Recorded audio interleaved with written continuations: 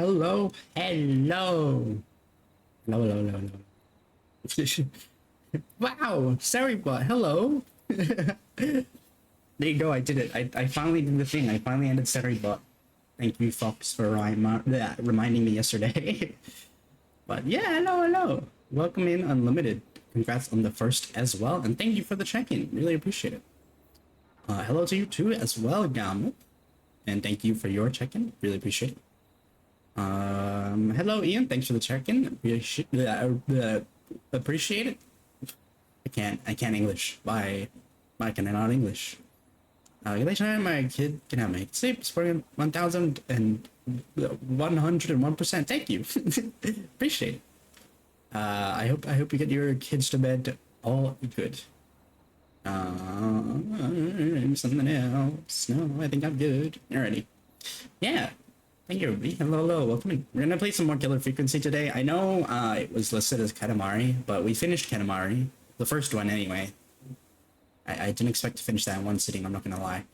But yeah, we finished Katamari, and technically it was Katamari Damacy for today, but since we finished, I was like, you know what, let's play some more Killer Frequency. I've been thinking about this game since we finished playing it. Not like it's been on my mind all the time, but like, I was like, oh, you know, I'm having a lot of fun with it, so yeah, we'll see how it goes. So wait, read your, never mind, found it, yeah. Hey, stop it! Why did you flip me? That's fucked up. Now I'm on like the northern hemisphere. I'm no longer in Australia. You flipped me to the other side. What are you doing? Hi, dear. Welcome in. Hello, hello, hello, hello. You still streaming for today? Well, like your first stream? I didn't check. I'm lurking. I was lurking in there if you did finish streaming, but I hope you're well. Rated out already? All right. Good. To Aoi. I was also in there, so. All good. Thank you, thank you. I hope you have a good day today.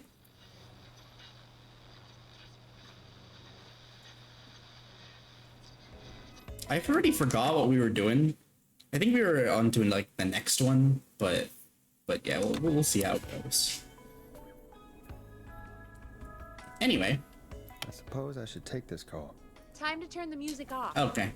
All right. Welcome back to 189.16, The Scream. This is Forrest Nash. How are you tonight, caller? I'm doing okay. I made it home safe. That's good. Harry! Hey, I just wanted to thank you. I've saved like what you could earlier. You know, even though 5 or we lost 6. I don't know. I only got one person killed. It's okay. You were so brave earlier. You're safe now. I wanted to ask you why he didn't. Why am I? Why what, Carrie? Why did he spare me? After what he did, why let me go?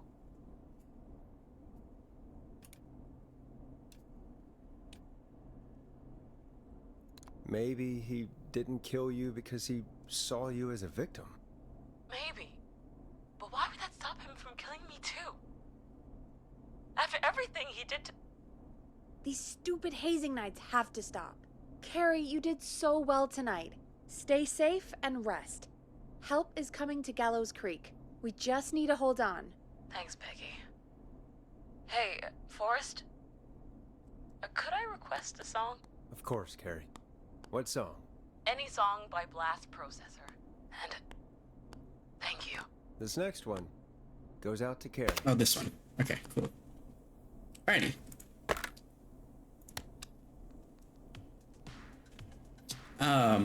It's been pretty alright. I've gotten most people out of their predicaments. What Carrie just said has really got me thinking. About what? The whistling man left her alone.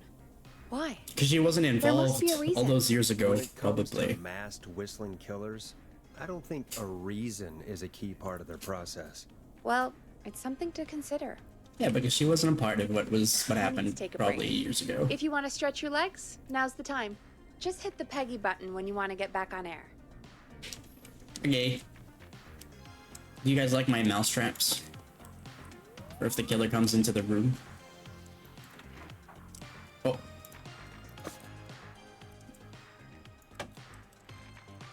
Knowing me, I'm gonna step on them all the same.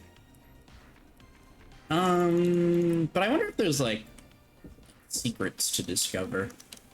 In the sense of like, there's records that we can grab and keys, obviously. So let's see.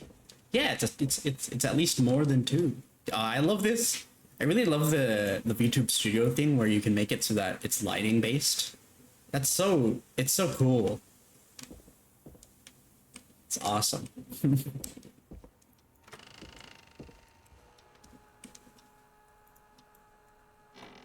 Oh, it's a photocopier.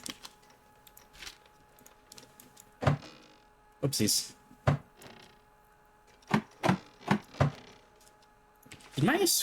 I don't know. I've never had to use a fax machine. Like, I know they're around and still very used. But, yeah, I don't think I've ever had the need to use one yet. Yes. I worked an office job, I guess, maybe. But more often than not, or at all, really, I've not really come into the need to use a fax machine. But again, I've heard that they're very, like, still in use.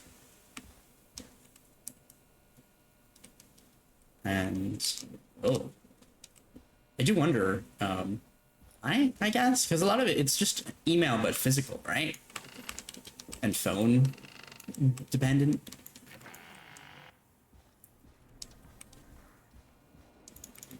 Yeah, can't go up there.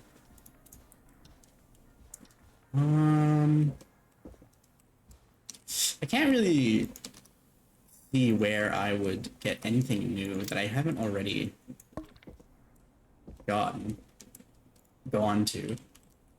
I guess back here. I didn't really take a look through this way too much.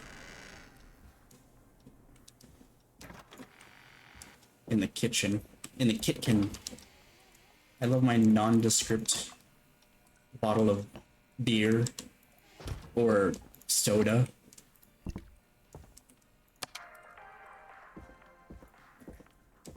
Can this thing actually play VHS tapes? Nope, it's broken.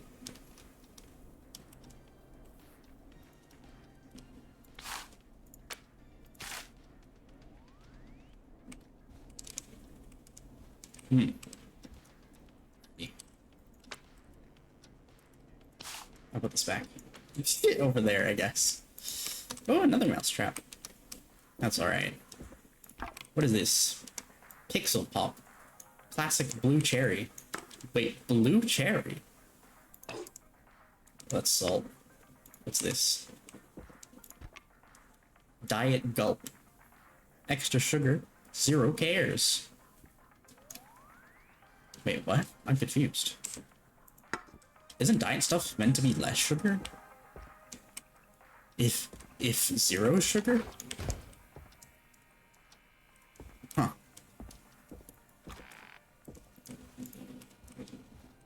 Alright. Sure. Bim bam. Zap the Zorp away. I need a key to get in there. Right. It's the CEO's office, I'm guessing. Not the CEO, or the director, the producer's room. I'm not really sure how radio stations work, if I'm being honest.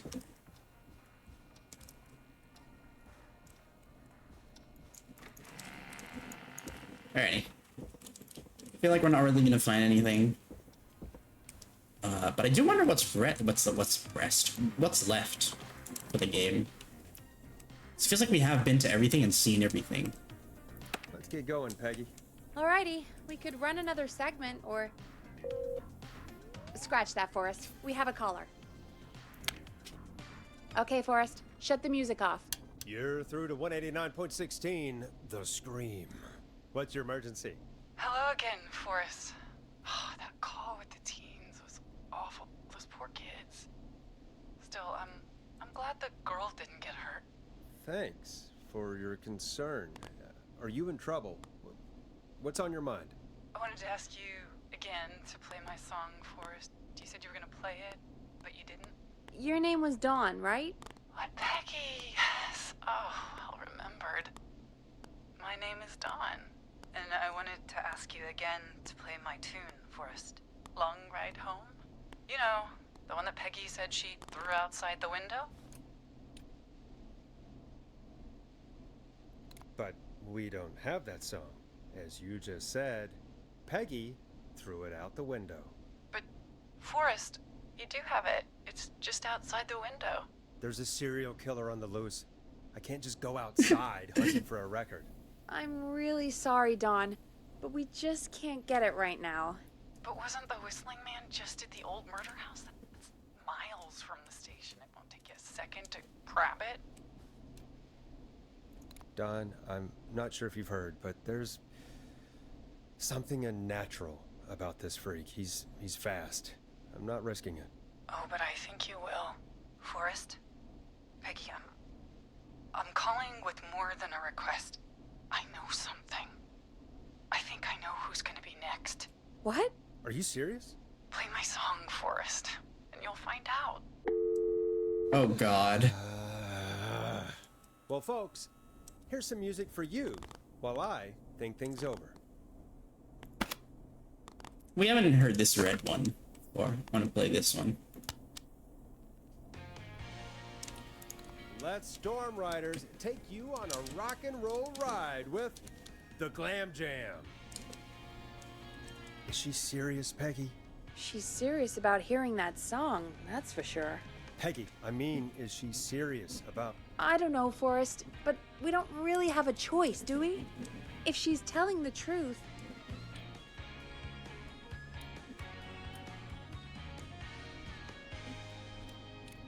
I don't care. I don't want to go out there. Forrest, someone might be in danger. And despite your being so damn curmudgeonly, I think you... Stop it, Peggy. Just... I'll go. You're a good man, Forrest. I'll slide you the key to the fire door. Okay. Wait. Our Wait, fire what? door has Yeah. to be unlocked? Yeah, it... You know, I never thought about it, but yeah. We should talk to Reggie about that later. Anyway, I'll hold the fort down while you're out. Maybe I'll even get a collar. That Hi, could be Flywheel. Thanks for the exciting. lurk. 189.16, The Scream. With me, Peggy. Ready. Want to buy best effects here, please? You mean like as a redeem? If so, no. I don't think I can put something like that here. Alrighty, the fire door, for some reason, because, yes, the fire door needs to be locked. Alrighty. I'm pretty sure I'll be okay.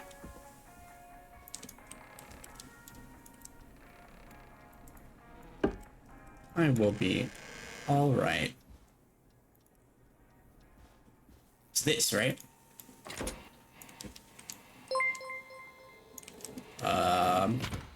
Yippee! Thanks for the 10 bits, I appreciate it. Wait, You know, I hope she'll be happy when I'm brutally murdered by the Whistling Man. Out here. In the open. hello? Alone. Is this the record? No, that's not the record, but thank you for the bits, appreciate it. Out the window. I want to have a look at other places. Fucking hell.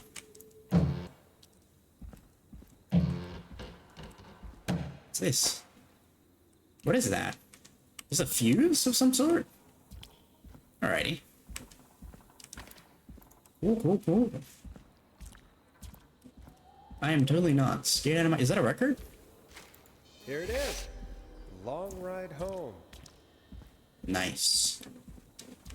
And everything will be okay, right? I'm gonna go in, I'm gonna lock the door behind me, and nothing will come in. Right after I look this way. With 2 fuses. Well, this is broken. Looks like it'll be secure at least. Of course, it locks behind me. And of course the key doesn't work on this side. Because there's nothing to. Fantastic. Yeah. Great. Guess I'm going to have to fix that elevator. Oh, there's another one. Another fuse. Okay, well, alright. What elevator? Where do I put this stuff? Oh, that's a lot of fuses. Oh boy. Why are these just whoa. Why are these just out here? Alright. Oh my god, even there too. Okay. And that's broken too. Only the best for KFAB. Let's see if I can fix this. Looks like a Oh no, power there's grid. it's leading towards I should check the this. fuse box. It's over here.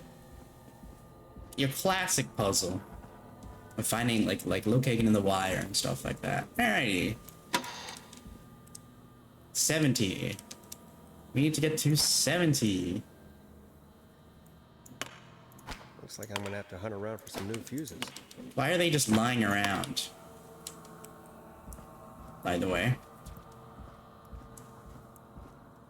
Like, why are there just fuses out here?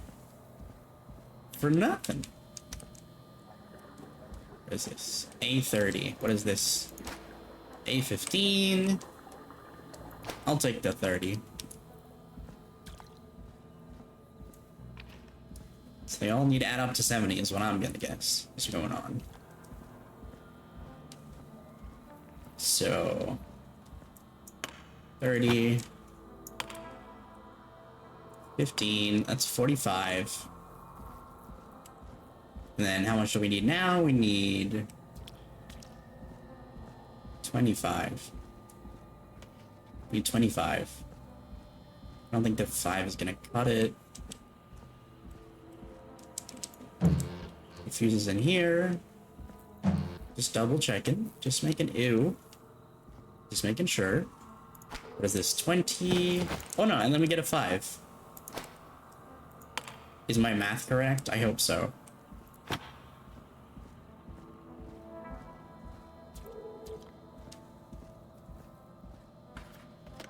Four, 5, 6. That's 65. I think. Oh wait, I already had one here. 3, 4, 5, 6, and then 70. Yeah. Bingo!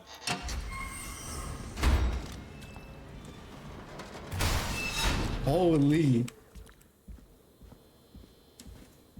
That shit's is scary. I could probably survive that fall. Can I close the door behind me? No? Okay. That's nice. Hi, Shitty. Welcome in. Thanks for the check-in. Appreciate it. Hope you had a good Epor day so far. Looks like the janitor's closet. What did Peggy say his name was? Clive. Clive? Oh. Oh. What the fuck is that down there? Yeah, this guy's it.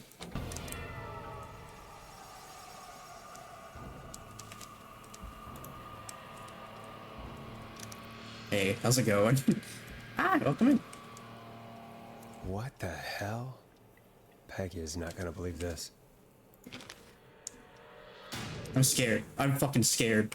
I thought he was gonna be like right there as I was looking at stuff. Class of 69. Nice. Rebecca, Kim, and Chuck Brody. These are the people he's targeting, I'm guessing. Chuck Brody, Kim Walker, Rebecca Allen, Ant Williams. Wells Creek Power Station hires 20% with parental, which comes from Dallas High. Justice for Festival victims. Hi, thanks for the check-in. The check-in. You appreciate it. Hope you had a good or a good day so far. The 2-year investigation into the festival accident has concluded. Investigators blame 2 engineers that were contracted from the local power station. Lead engineer Ant Williams and junior engineer Sean Everett were distracted talking about horror movies while assembling the Big Wheel, which led to various construction mistakes. Been ordered to do community service. Wow, that's fucked up. Marriage announcement. We'd like to celebrate the marriage of Kim Walker and Peter Stein on 30th May 1970. Crime syndicate impounded. Criminal operations shut down. 24 arrests inside Informant Rocks Free. Police of today finally put an end to the long-running car-thieving crime syndicate. Arrests were made after a member gave up information on their co-conspirators to investigators. The informant, who asked to remain anonymous, will hereafter be referred to as R.A., was walked free with no charges. More on page 13. Yeah, so he's probably just going around killing people that were involved in this kind of stuff. Beep beep, look out, tragedy. 5 dead, 60 injured after brakes fail on bus. Tragedy struck Gallows Creek yesterday afternoon after a bus failed to stop and crashed into a fuel tanker. The deceased have been identified as Gallows Creek locals Mr. D. Rudd, Mr. M. Houghton, Mr. P. Stein, Ms. K. Stein, and Ms. J. Mildred. Because of asked for privacy for the families of the victims, the incident is not being treated as suspicious. Gallows Creek Game Day. What's this? Official Match Day Magazine. 969. Gallows Creek Real Estate. Trailer for sale. Cheap. Sale price $10,000. Lot 101, McCready Street, 63 McCready Street, Gallows Creek. Contact estate agent Tyler Wallace from more info. I'm sick of being a local celebrity. People are so mean to me. I only stole like a few cars. Who cares? Buy a new one. I'm selling my trailer and leaving town ASAP. Just want to get out of here. Please buy it. 1987 Quiet Ridge Health and Safety Convention. Friday 1st, Sunday 6th September. Do you care about health and safety? Good. Then come on down to the yearly convention. This Saturday career in health and safety advising. Learn about health and safety in the workplace, featuring special mystery guests, the lead engineer responsible for the Gallows Creek Harvest Festival disaster in 1972. What the fuck? They say you learn from your mistakes. Well, I turned mine into a career. Guy has like, he does not care. Is your car safe? Sheriff Matthews warned citizens to look out for suspicious behavior after multiple car thefts. The crime wave of Saturday will be stopped. I can assure you, we must work together to bring down this criminal organization. Thank you for the check-in, Gonzalez. Oh, hello, welcome in. Thanks for checking. I hope you had a good eat or good day so far. 24-hour gas station bought by a local ex-lottery winner. Christine's Gas and Repair has been sold to a man who won the lottery 14 years ago. The new owner claims, it'll keep me busy on an evening. He is asked to remain anonymous. Diary of a Car Thief. Police informant tell-all book.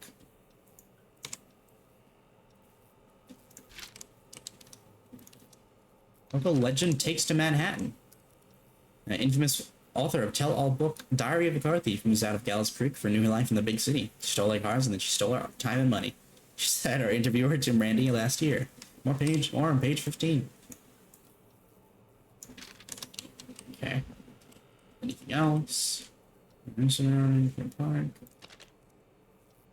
Call for donations to help Chuck Brody. Former Gallows High football captain Chuck Brody suffered a career-ending injury as a victim of the festival disaster last year.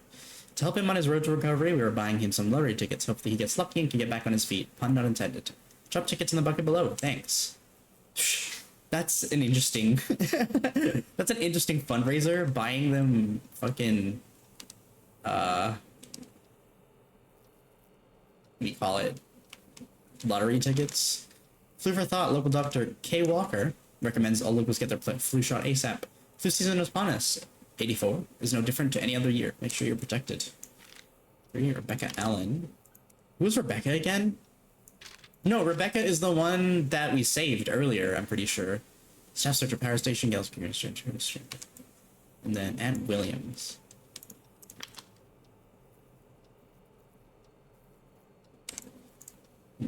Is Dawn here?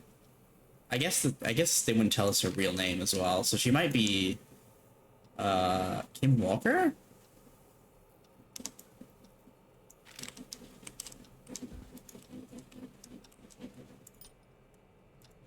Oh, there's a key.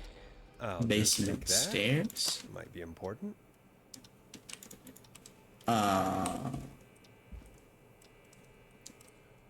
Okay. Is there anything else I'm missing? Is there a record in here, perhaps? Jesus. Just your usual fucking room with a bunch of clues and stuff to it. Hello?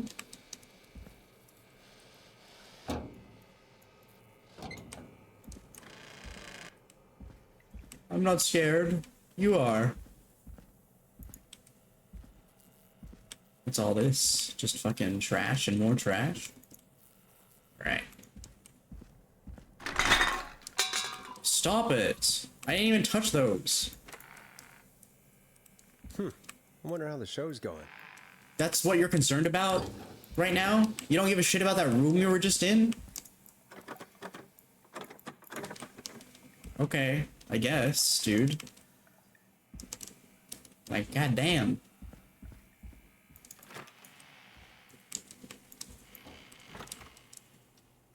Hey. Really funny if I went out there again.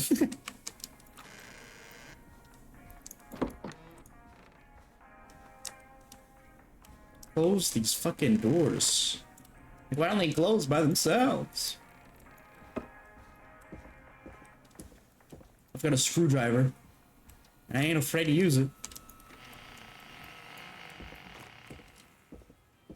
But it looked like we were led there on purpose, so pretty sure the killer is in on it. Good song, folks. And now for Jesus, Forrest, you've been gone for ages. I thought something had happened. Something did happen.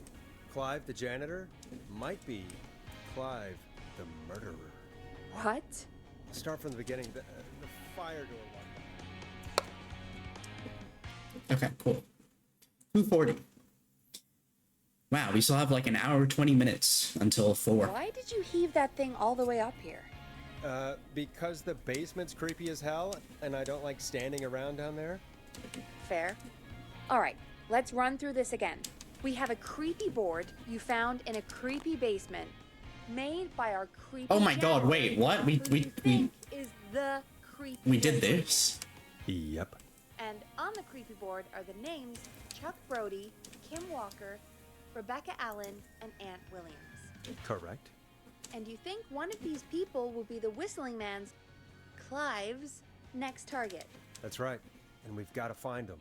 You said there are 4 locations listed there too? The hospital, the power station, the gas station, and the trailer park. Clive must think the target is at one of those locations. Forrest, you're gonna have to figure out if any of the potential targets are at one of these locations tonight. Hi Alex, welcome in. Thanks for the check-in. Appreciate it. 90% survival rate, yep. Hit the button if you need any help.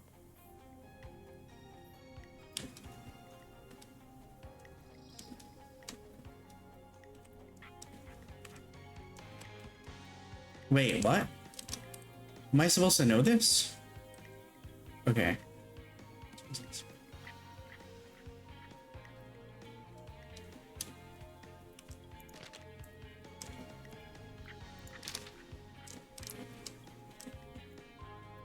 Kim Walker?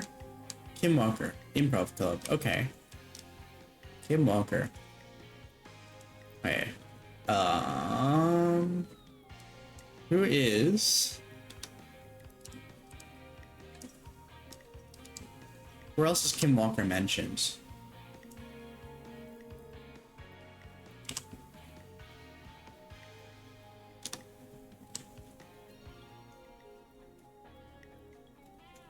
I didn't even know I was supposed to put all of this together somehow.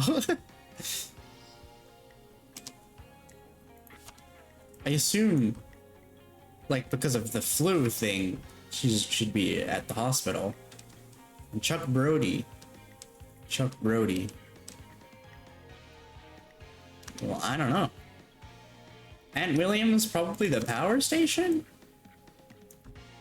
Right? Because, I mean, that's the only thing I can... get from there. What about Rebecca Allen? It's Kim Walker. This is the other thing that's part of Kim Walker. Christine. Christine. Is there a Christine? No. As her parents, it's a man who won 14 years ago. Oh, really? It was Chuck Brody.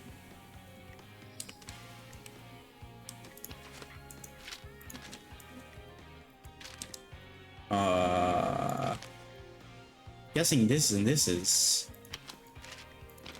related in some way. 1972. Yeah, 14 years ago. When did he game day? 1969. This is him, right? 69. Victim of the festival disaster. It was at 1972. But that's 1986. 1986 minus 72. Is it 14? Yes. Yes, it is. Yes, it is. Okay, okay, okay. We puzzling this shit out. Don't worry.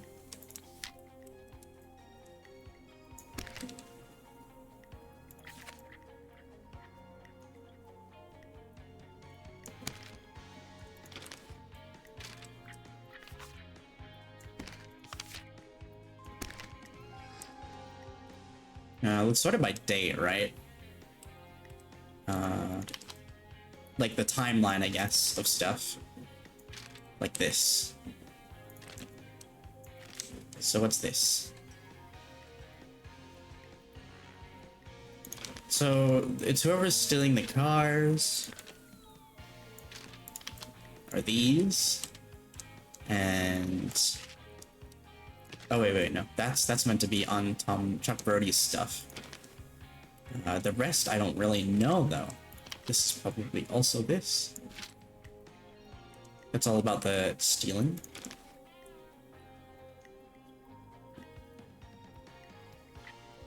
Ant Williams. Here.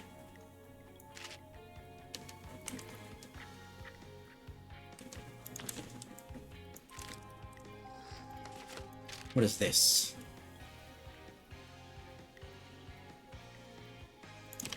There's this one too. What is that at? 1969 something, and then 1987.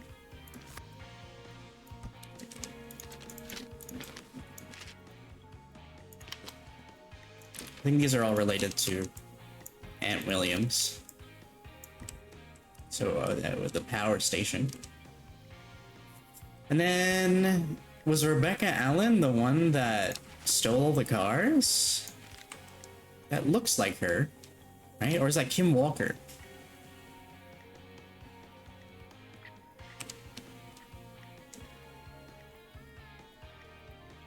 It looks like... It does look like... More like Kim Walker. She's kind of in that same pose. No, but she's got less hair at the top. I think it is Rebecca Allen. Yeah, she's in the car club too. Okay. So what does this one say? They took Gallows Creek yesterday after a bus failed to stop and crashed into a fuel tanker. Said to be an piece of national primacy. Okay. Alright. We got this. Let's move these here. And we'll put that there. So, Rebecca Allen. Let's try and sort this stuff from 1987, 1986, 1977. Okay, so what we'll do is 1977, 86, 87. Alrighty. This is her. What was this? Primitive of 70. 70. So then I think this is next. And then between 1986 and 1987. There. What is Anonymous? Okay. I don't really know where this comes in. There's a Kim Walker. This is Kay Stein. Kim Walker. Improv Club. Oh, Peter Stein. Oh, shit. 1970. Yes, this was after. That's fucked. Sorry. Okay, so yeah, peacetime, and Peter Stein. So I think I've sorted everything depending on who it's for, like who's there. So this guy's at the gas station. Kim Walker, I don't know why she'd be at the hospital with Dr. Kim Walker. Yeah, all the fruits. Okay, yeah, so she's at the hospital because she's a doctor. And then he's at the gas station, of course, because he owns the gas station. And then Rebecca Allen moved to Manhattan at a trailer park, I guess. And this guy's at the power station. That's about everything that I think is the correct way to go about doing this. And this is just everybody that's there. How's it going? I'm okay, thanks. I think I've almost got it. Good luck. So yeah, it's all sorted by time as well, at least according to that person. So it's from earliest to latest, about thereabouts.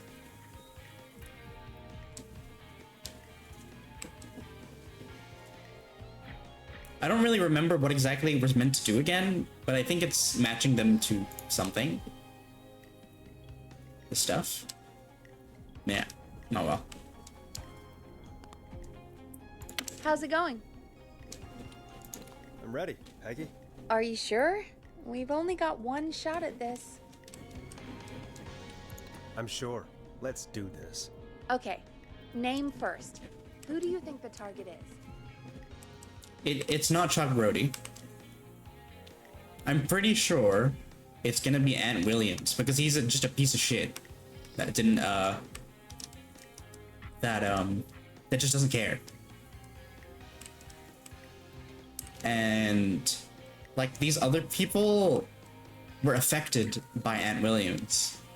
I don't know how Rebecca really goes about anything, because she just stole cars. I don't think anything happened because she stole cars. So I'm pretty sure it's gonna be Ant Williams. Ant Williams. And where will I find them?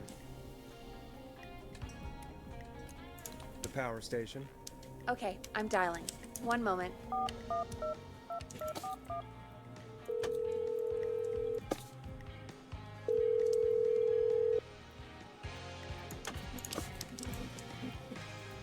Forrest, I'm through to the power plant, but they say there isn't anyone by that name there. What? Then who? Jeez! It sounds like something blew up! He's using bombs now? Oh my god. The call board, one moment. Forrest, I'm getting so many calls. Just let me... I'm gonna take us off air for a moment. Did we fuck it up? Peggy, what's happening in there? Peggy. I'm back. The gas station? Go to the Why? gas station, Forrest. Okay. I spoke to the fire department and the hospital. The fire department is useless now, as you know. And, the hospital's only ambulance was at the gas station. Forrest, you've got to say something on the radio. You have to tell the town. I'm putting us back on air. Now. Gallows Creek. I don't know how to tell you this, but, the gas station's been bombed. Please, everyone, stay safe. Stay inside. What? I don't get it. Oh, just bring us into some music, Forrest.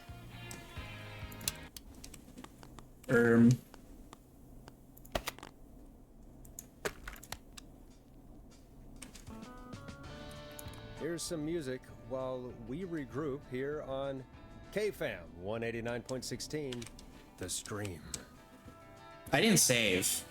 I forgot to save. But huh. The gas station. Chuck Brody? There's gotta be more in the basement to show us who Clive is targeting. And if that's the case, we can get ahead of him. Stop the killings before they can happen. Forrest, we need to go back down. By we, you mean me, right? Yep. Like I said, I need to handle all these calls. Maybe start with that creepy mannequin room you mentioned before. I still have a lot of questions about those, by the way. Me too. Why the gas station?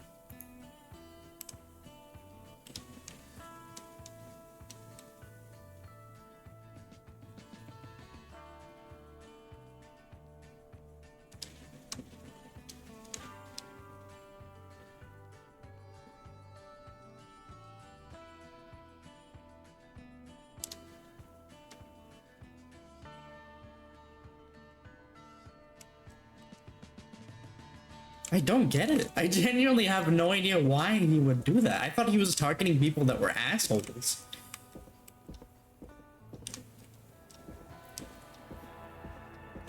I guess not. I guess now.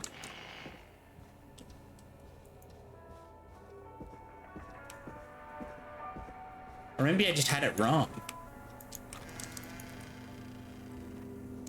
Which, you know, wouldn't be surprising, to be fair.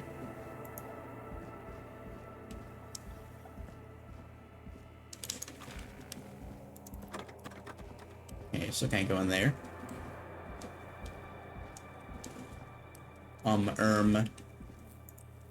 It's not like, that's just red tarp, right? Okay.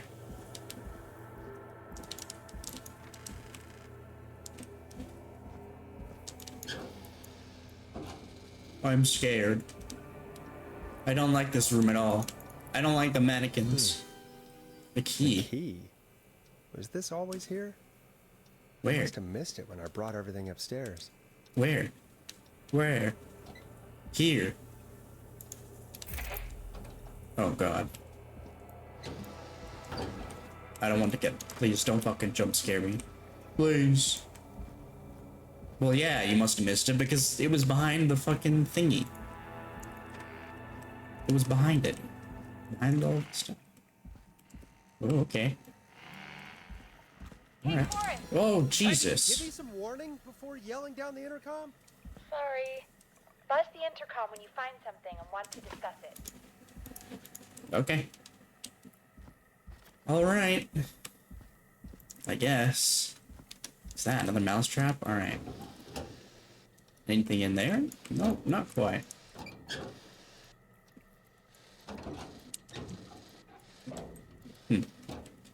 Alrighty. Glue? For somebody to eat if you'd like. We have glue here. Alright. Yeah, piece tickets on sale now. 3015 limited supply reserved at Literally Records, Thornstein Avenue, Gallows Creek. Q&A session followed by a meet and greet, autograph materials subject to additional charge. For more information, contact KFAM Reception. The Twilight Tour. The Scream. Gallows Creek's favorite late night radio show. We want to hear from you. Playing your favorite songs all night long. Weeknights from 12 a.m. Hosted by Kurt, Forrest, and Ash. 1980X. What does that say? Where is that? Is that here? There is something over here.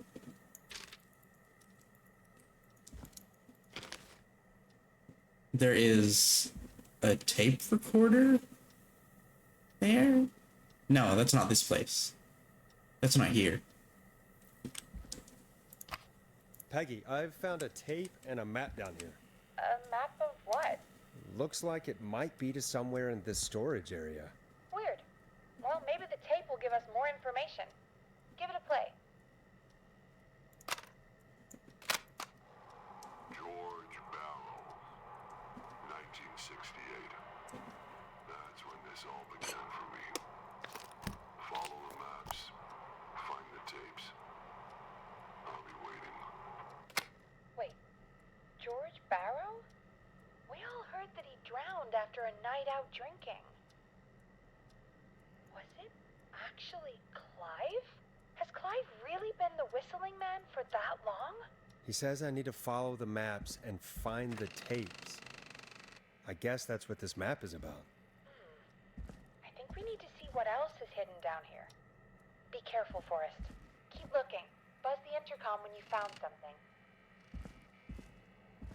Oh, Jesus. That's a lot of... Wow. It's so hard to see. Like, I need to be, like, in the light.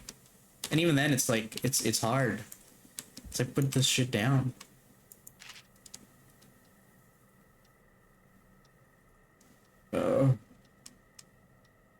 Alright, let's just focus on grabbing what these are, I guess. That's something. Time of autopsy is 7 a.m. Cause of death is asphyxiation from drowning. The degree of rigor mortis indicates that the subject has been deceased for 5 hours. That puts the time of death. Okay. Oh, that's not ominous at all. What was that? Why'd you play a stinger?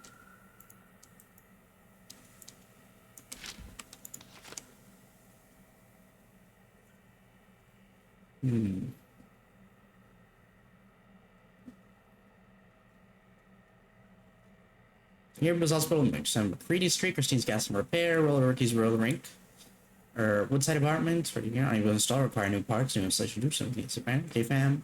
Client opted for manual installation. Starling Security. Delivery and installation. Security alarm system model 4000. C. Atkins. Okay. Interesting. I don't really know what we'd need this for. Okay. Alarm. State-of-the-art security system uses a 6-digit code system. Simply enter the code into the keypad and feel the total peace of mind. Starling Security Alarm 4000 comes with a range of features. The default codes for these features are listed below. Note, please change these codes immediately to prevent unwanted entry. When entering codes and commands, sequential key depressions must be made within 4 to 5 seconds of one another. If 45 seconds elapsed without a key depression, the entry will be aborted and must be repeated from its beginning. Be sure to observe this precaution when performing any of the procedures in this manual. Make a mistake while entering a security code, stop. That's the star key, then start over. If you stop in the middle while entering a code and then immediately start the entry over, an erroneous code might be entered. Codes: maintenance call code, alarm test, wanting to set up all the security measures, alarm test deactivation code, entry code, so 15914. Okay. Alright. Again. Wish I could fucking store things. Anyway. Let me just move stuff around. Hi Dusk, welcome in. Thanks for the check-in. Thanks for the lurk as well. I hope you have a good work in the BG. Alright, let's just toss these here, I guess. Because it's just photos, we'll just know to look at tapes and whatnot. And notes. Art Void beckons, yes. Boy, well, good luck, I suppose. Why are you guys playing those stingers? It's scary. Small lacerations to arms, legs, and face, typically obtained by running through foliage. Severe blistering to the feet, as though the deceased had been running without stopping.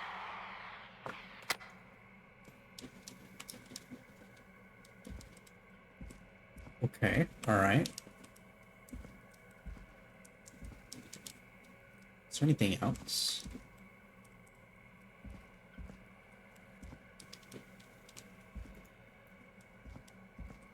Have some wall cotton candy. Guys! Supposed to be leaving that stuff there.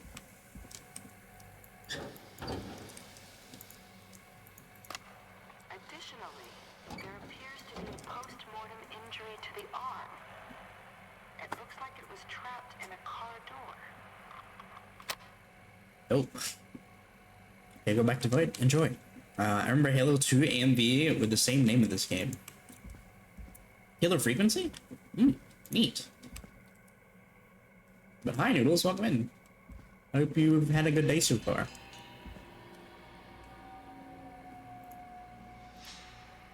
That's nice. What else is there? Glad you know what I'm on about? I don't. Actually. I haven't seen it. Now this has to be important.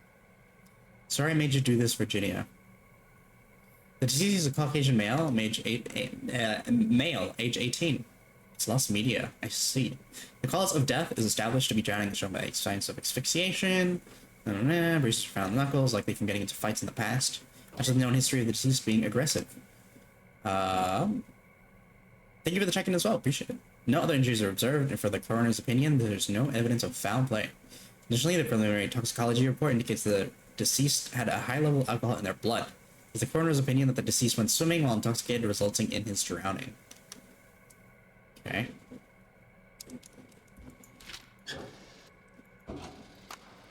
It is the coroner's opinion that the subject likely feared for his life and was chased, resulting in a fall from a height into a body of water, where he hit his head, was knocked out, and drowned.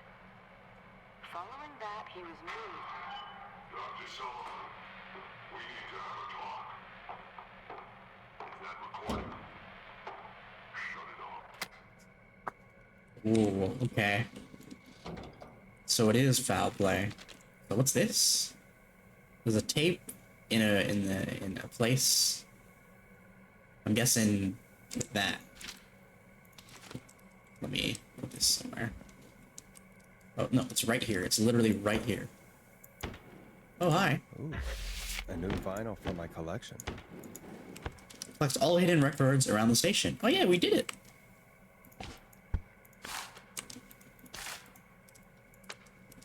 Humpty Dumpty. Story of love, tragedy, and betrayal. Starring Maisie Cartwright as Don George Barrow as Henry, also with Marie Campbell as Anne. If you're listening to this, then I'm probably dead. What the? I'm a man who likes to stay informed.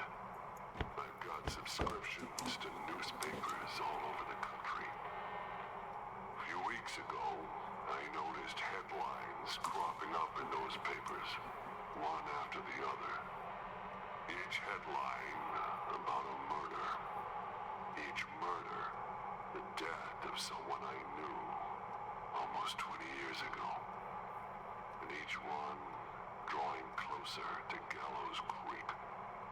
Drawing closer to the anniversary. None of us are innocent, but I don't think we deserve killing. All I hope now is that I can save some folk from the worst. That I can, I don't know, do something to make up for what I did back then, I guess.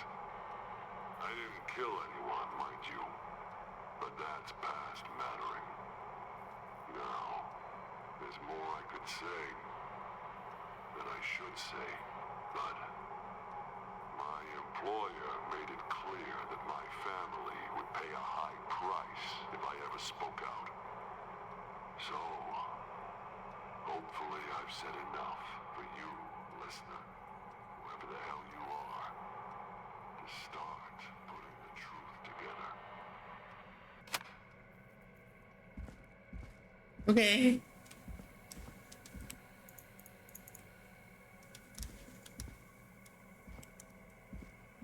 Thank you.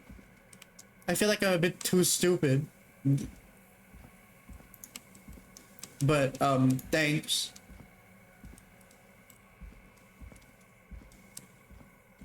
I should have asked her for help, but I kind of wanted to be a big person and solve it by myself earlier. But, well, we'll see, I guess. What have you found, Forrest? It's an autopsy tape. Doesn't say for who, but I think it must be for George. Poor George.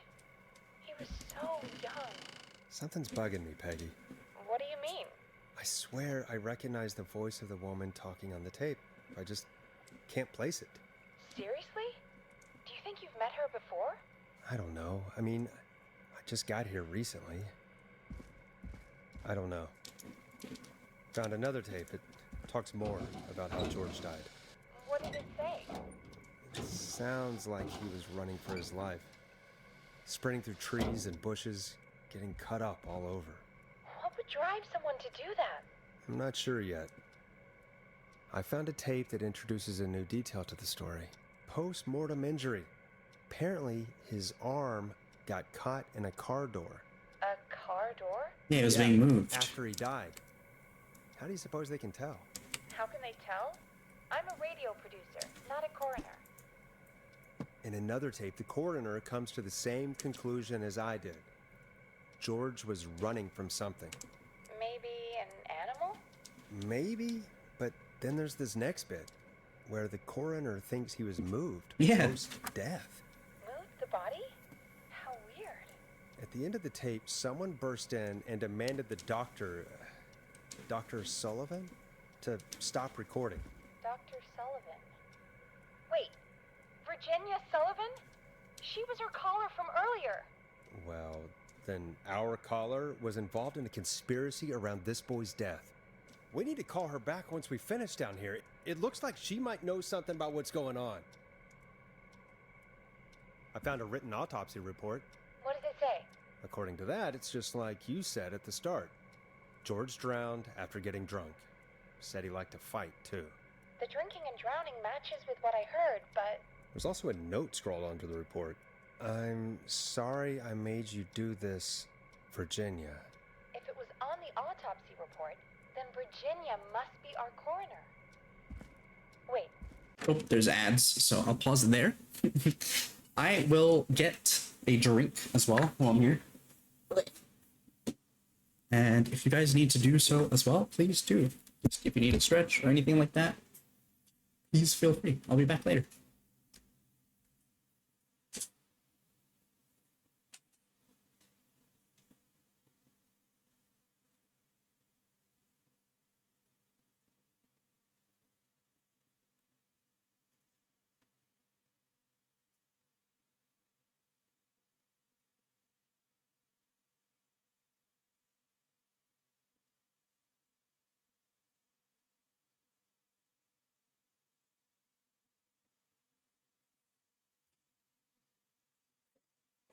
Okay, it's me. I'm back. Wow, a well done steak. Even yesterday, there was quite a bit of those. Let's do these.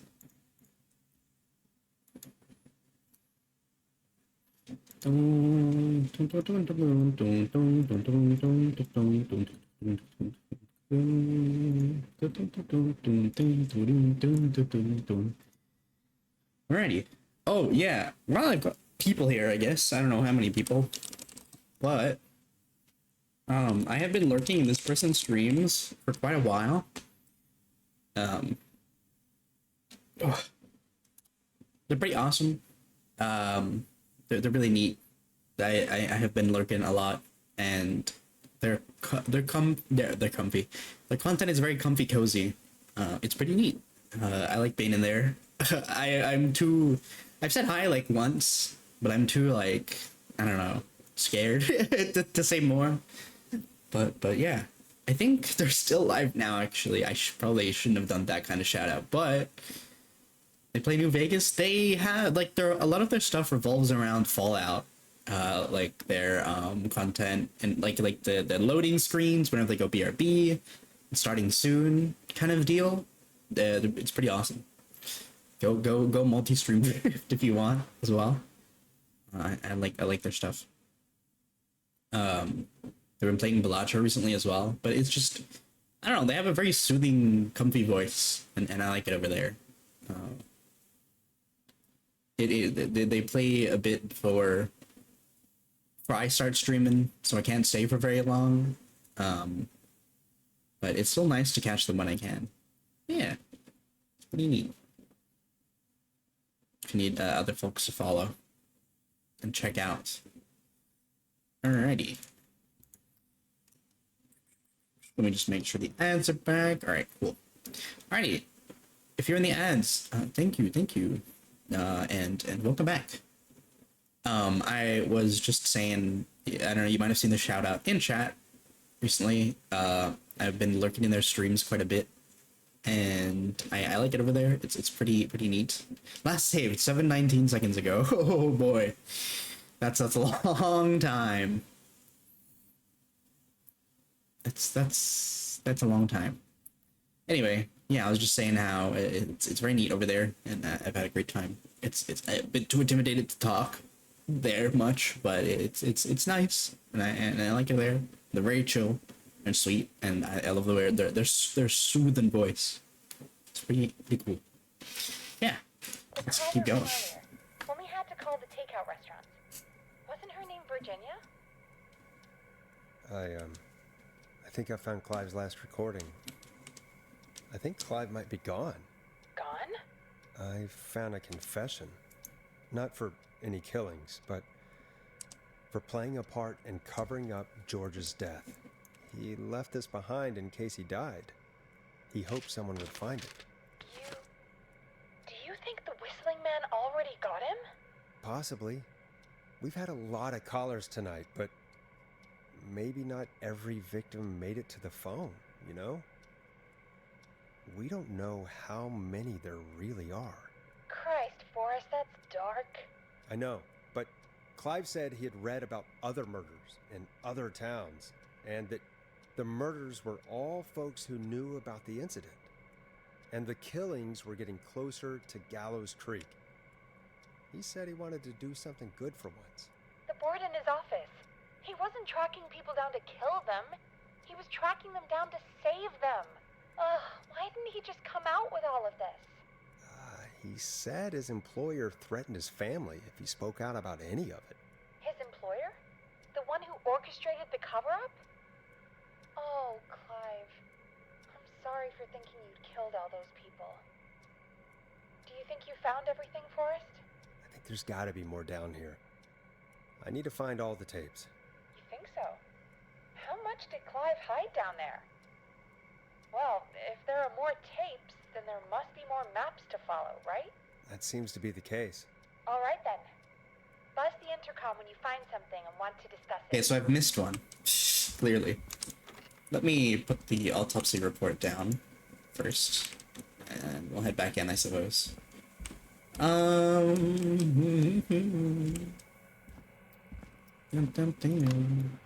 lacerations to arms, legs, and face, typically obtained by running through. This looks useful. Prepared by Sheriff J. Matthews. At 4 a.m., a call was received from a jogger, a Miss Sandra Sharp, reporting that a body had been found washed up in the reservoir. I drove out to investigate, and I was able to identify the body at the scene as that of George Barrow. I contacted the coroner's office and then the boy's parents. From that, they had not seen him since 7 p.m. on the 2nd. What's this?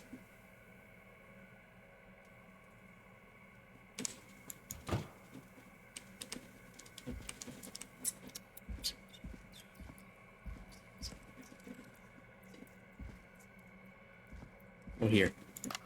Preliminary toxicology results shows no signs of inebriation.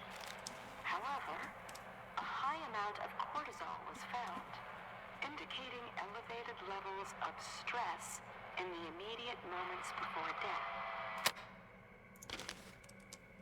Shit, I can't see. And then there's one with the fan knocked down. There's something in there too. Okay. Interesting. So he wasn't actually drunk or inebriated beforehand. It was doctored. Alright.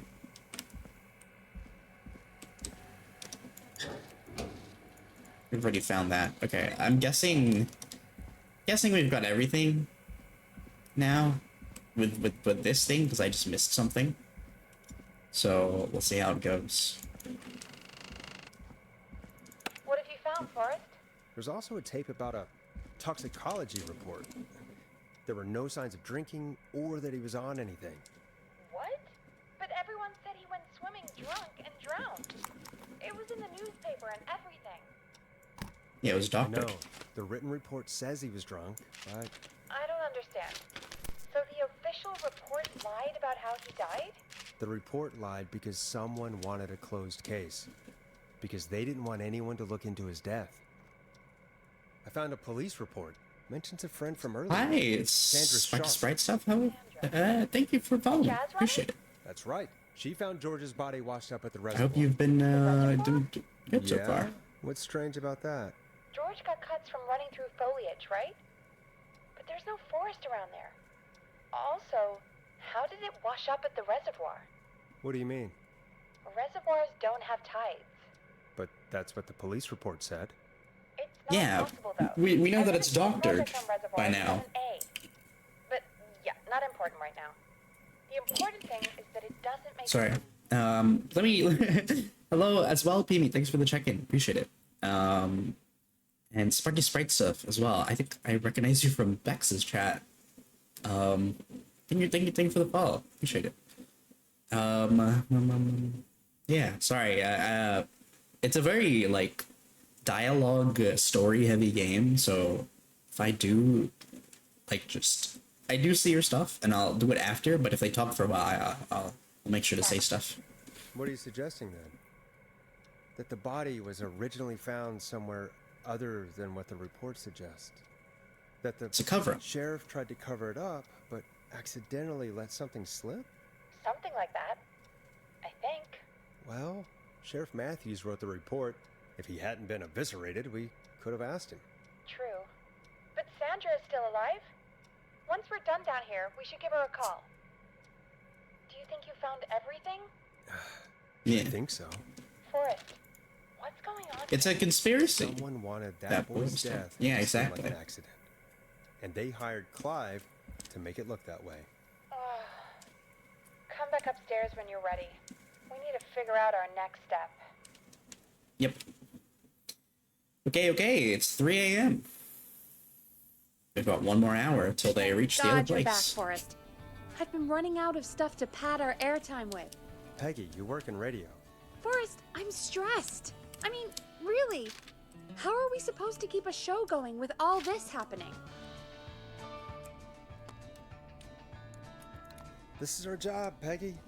We gotta do it. You're right. So, what's the plan now? I think we should call Virginia back. All right, I'll get her on the line. When you're ready, shut the music off. What does this kid have to do with anything, though?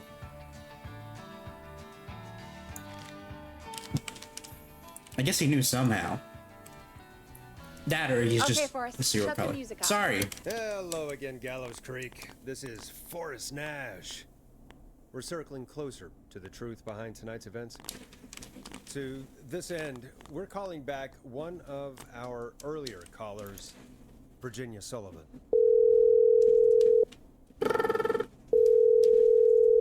Fredman Plunker here. Who's this? Is it you? Goose. Plunker, hey, it's the Radio Man, Forrest Nash. Radio Man? What's up? Solving mysteries, saving lives. The huge. Right on. Plunker, what are you doing at Virginia's house? She asked if we could stay to keep an eye out for that whistling turd. So we're hanging out, bro. Well, that's big of you, Plunker. No, it's nothing.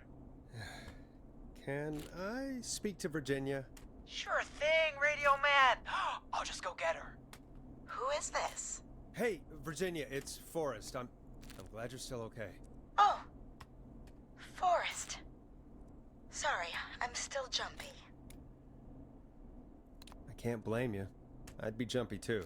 I'm so sorry this happened to you, Virginia. I thought I was. I thought...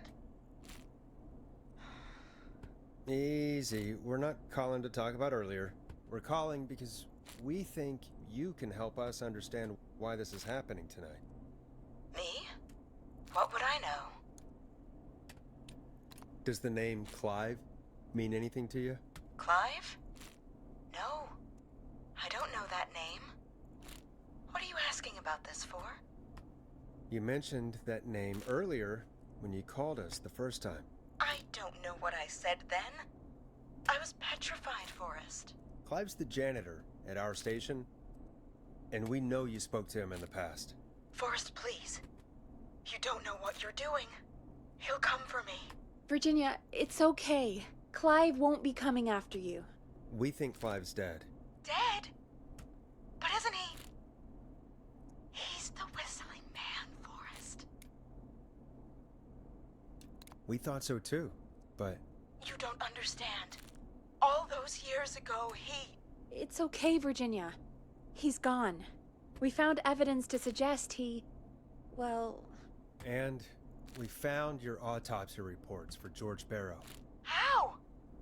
I saw him destroy them. Well, he didn't. I don't know if he kept them or made copies or what, but we found them. And we know it's related to what's happening tonight, which is why we called you. Why did you write a false report? All right. One day, I came into work to find a boy on my slab. And as I finished the autopsy, this man, Clive, he just burst in.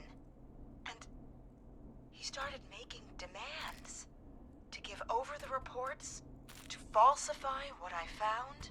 Of course I said no. But, well, when someone wants to make you do something, they can use the carrot or the stick. For me, he used both. You see, my sister is sick. She has a chronic condition that's never going away. It's expensive to treat, and it was getting to where I couldn't afford it. And Clive promised me that his employer would pay for my sister's treatment if I did what he said, and that if I ever spoke about this, he'd beat me to within an inch of my life. I don't know why he had me do it, but my sister needed me. You have to understand. She needed me. We understand. Thank you, Virginia. That was brave. God, I just want this nightmare to end. This will help end it, Virginia. Thank you. Stay safe, Virginia.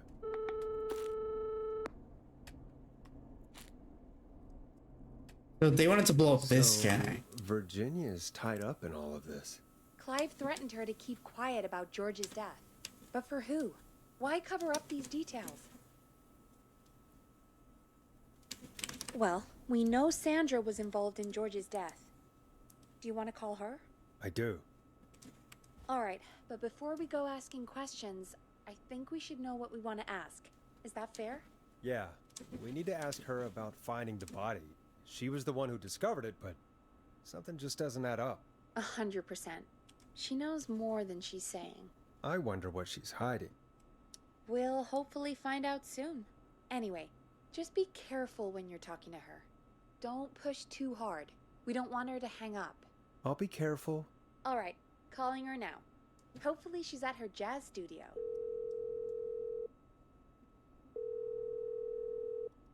Aha! Forrest, you're through. Hello, this is Sandra at Jazz Pizzazz Jazz Studio. Who's this? Hello again, Sandra! It's Forrest Nash of 189.16, The Scream. And you're live on air. Oh, I always thought folks called into a radio show, not the other way around. How jazzy. What can I do for you? Well, we're trying to understand what's behind the attacks tonight. We had a few questions. Why, Forrest, of course. Heck, after the way you saved my life, I'd say yes to just about anything you asked. Really? Well, that sounds... Oh, I didn't think that was... I might just call you back tomorrow. What the too. fuck? You got my number. But what about tonight? Is there anything you want to talk about right now? I thought it was like... Remember why we... I thought it was gonna be like... That's nice. And to like, you know, just butter up a little bit. Just be like, yeah, thanks. So what I was gonna ask was, you know, I didn't think it was flirting. What the hell? called, Forrest. Of course. Do you know why the Whistling Man might have targeted you? Ha! As far as I could tell, he was just a knife-wielding psycho with superhuman cardio. He'd have chased after anybody. Right. Well, we think he might be chasing specific people. People who know about the death of a boy named George. We're still at the recent about times that, of crisis. sorry. Boom. Sandra, we know you found George's body. We have the police report. I don't know what you mean. It's okay, Sandra. We know. You do? You know about? Yes. Of course. This studio is my life. After I found the body in the river, I couldn't lose my studio. Do you understand? Sure. I understand. When the rent just kept going up, he said he'd stop if I just needed to keep quiet. And everything would be okay. As in, like, that's low? As in, like, the thing I'm... It's like that classic meme of, like, oh, that's low, as in, like... That's low of you, or it's low of the people, like, harassing her to keep the rent up? Like, that's what I want to say, right? I was like, yeah, it's low of them to resort to that kind of tactics. But I'm scared that Forrest will be, like, that's low of you, like, Sandra. So, look, I'm just gonna save here, I guess. Did we get somebody killed? When did we get somebody killed? I think it was like around here. So we'll save over this. I'm gonna say that's low in the hopes that it's her, like you're saying it to the people that were harassing her, kind of deal. Hi, Apollo, welcome in. Thanks for the check-in. Appreciate it, and the hydrate. Yeah, thank you. Hope you've been having a good day so far. You covered up the murder. Okay.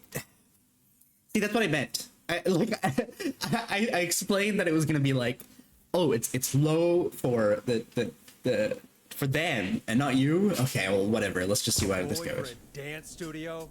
That's low, Sandra. Okay.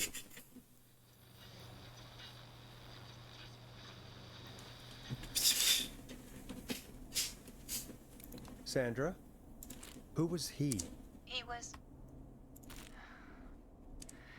He said, if I told everyone I found the kid in the reservoir instead of the river,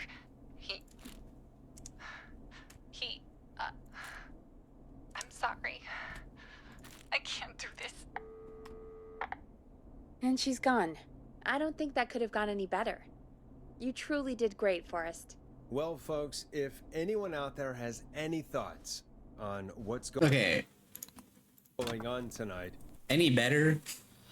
So, like, if we pick the first option, it'll be fine. Look, I'm not gonna save scum for this game because, like, I'm just going with if I fuck it up, I fuck it up. But I'm not gonna go with this one because that's the only time I'll ever save scum because you guys know what my reasoning was for that. But I'll check this one and see what it is. Of course.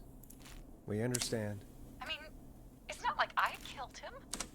What was the harm in saying I found him in the reservoir instead of the river? Right? Right? I'm sorry. Okay. Let's just go with the one we went for initially, of course. Dehydrating this, I wouldn't trust you to save me from I would trust you to save me from a serial killer. Really? I think that's a big mistake, personally.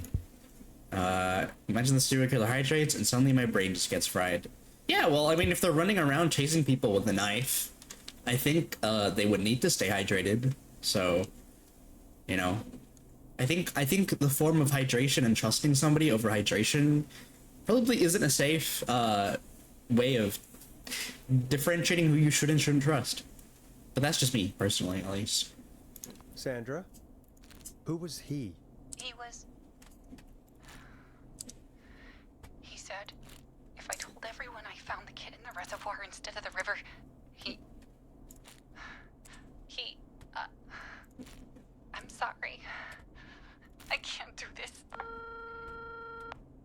And she's gone. I don't think that could have gone any better. You truly did great, Forrest. Well, folks, if anyone out there has any thoughts on what's going on tonight, please call in. That's good timing. We've got a call waiting just this second. Welcome to 189.16 The Scream, with me, your host, Forrest Nash. Hi, Forrest. Oh my I god. know this is really out of the blue with everything happening. Stop it. But I wondered if you could send this special birthday message to my uncle. No, I don't wanna. Oh, come on! It's his birthday. I won't have a chance to do it again until next year. May as well, Forrest. Fine. What's his name? Thank you, Forrest. He's my Uncle Ronnie. His first name's Peter, but he never liked his name. They call it Pepe. But since he always had salt and Pepperoni. pepper, Yeah, it's pepperoni. folks always called him Pepper. Thanks for the history lesson. Is there anything besides happy birthday you would like to say to Mr. Pepper? Oh my god damn it!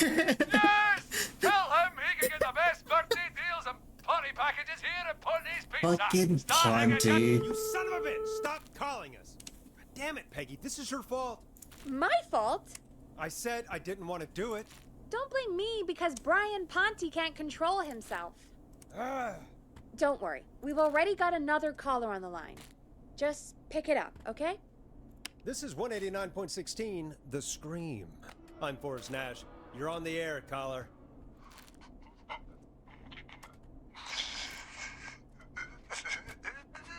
Caller.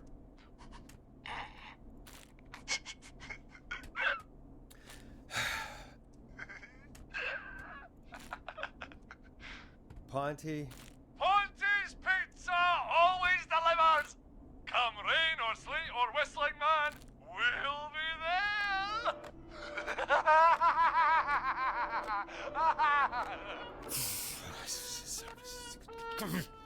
Forrest?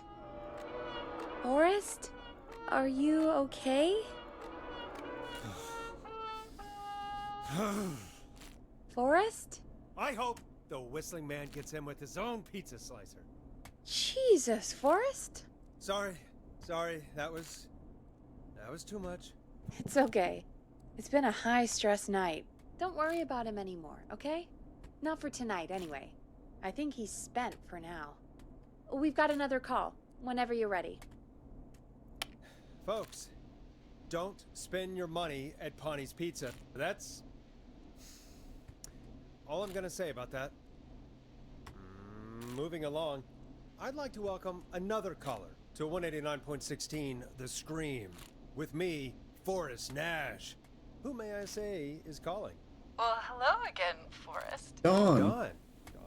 We played your song, Long Ride Home. Did you hear it? Can you tell us? Never mind that now. First, I'm calling because I need your help. Dawn, we had a deal. Kept my end. Who is the next target? Oh, it's too late for that now. I'll be the judge of that. Oh, fine. Yeah. Chuck Brody was the next target, but that ship sailed. Chuck, if you just told me, then... I'm sorry, I probably should have. I'm sorry. You said you needed help? I sure do. Do you mean... Yes, he's after me now. you? I think so. He must have heard me on the radio helping you. Helping? Yeah. You didn't exactly help. Maybe I've been helping more than you know. I was out following a lead, trying to work out who would be next, after Chuck. And what happened? And I started to feel like I was being followed. I came back to my apartment building, but this newfangled security system has me locked out. Okay, I gotta I need you to help get me the get one. inside. Can you go somewhere else? Well, home is the safest place I can be. Please. The front gate requires an entry code to open. I need that code to get inside. Which apartment block do you live in? Maybe one of our listeners lives there too. It's the New Woodside apartment building between the town hall and the trailer I doubt any of your listeners live there. I don't have many neighbors. Sounds like a prime piece of real estate. Sound really carries at night. Shit. Is that a neighbor's dog? Yes, it is. It's the Boy, I wish fucking. he'd muzzle that thing It's the. And now he's blasting David Scopo out of his window. It's the kid from earlier with the donkey. It's coming down the street. I don't think he's seen me yet. Forrest, please. I need your help. I need the code for that security system, or I'm gonna die.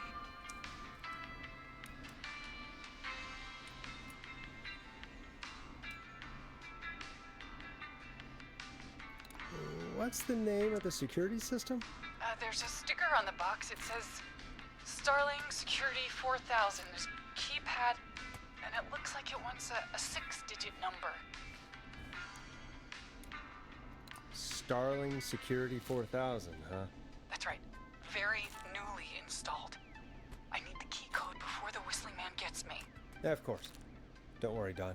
Thank you, Forrest. I knew I could count on you. I'll sit out of sight. Call me back soon. All right, folks. Here's a little tune for you all to enjoy while I try to break Dawn into her apartment. You were pretty quiet there, Peggy. Forrest, was it just me, or was there something... Yeah, it wasn't just you. Something was weird about that. Yeah, well, tell you what, we have a Starling 4000 or whatever here at KFAM. Clive bought one for the station. Maybe we can find something to help. Well, I'm not sure who, but to help someone.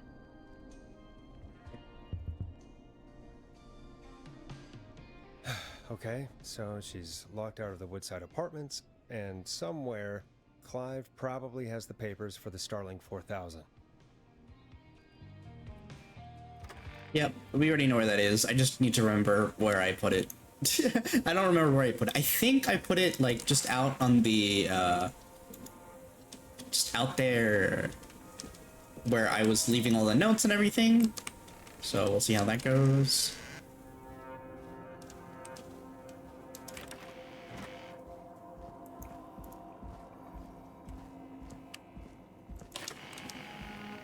Well, I thought I put it here, but I guess I didn't. I guess I left it further in. Side. Okay. Here. Starling 4000 user manual.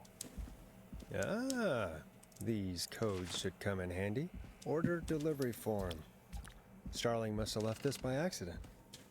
The system's not even installed at Woodside. What? Really?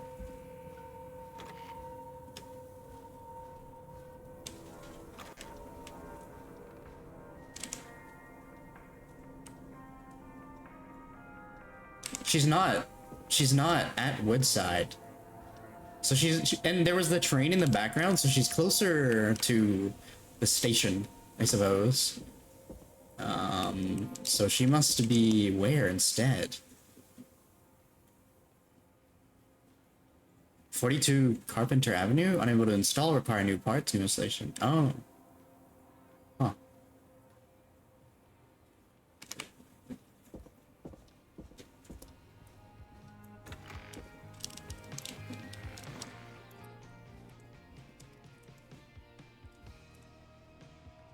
It's 42 Carter Avenue, Thornside. So it's Christine's Gas and Repair? At Thornside Road?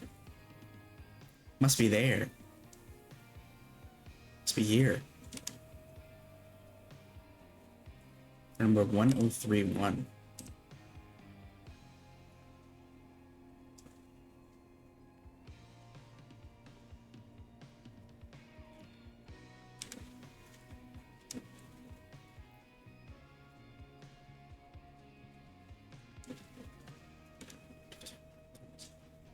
I mean, but it also could be up there, but the Gas and Repair is right here.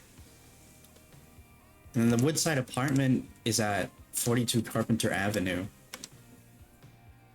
Where's that? Where's Carpenter Avenue? Jackson Street, James Road, Dinkley Drive, Newbury, Jackson Street, Axtown, Nancy, Mason. Yeah, here, Carpenter Avenue is here. So she's Woodside Apartments. So she's lying about that, but she's again next to the train station. So she must be at the gas station area if she wants to get in.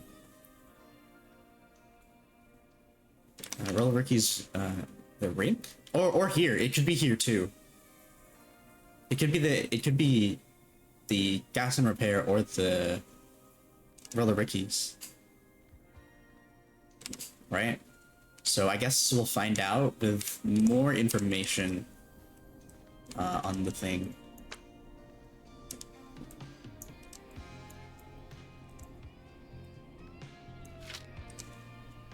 Welcome back, Forrest. Find anything? The Starling 4000 security manual. It's got a bunch of codes. Good. And did you find anything else?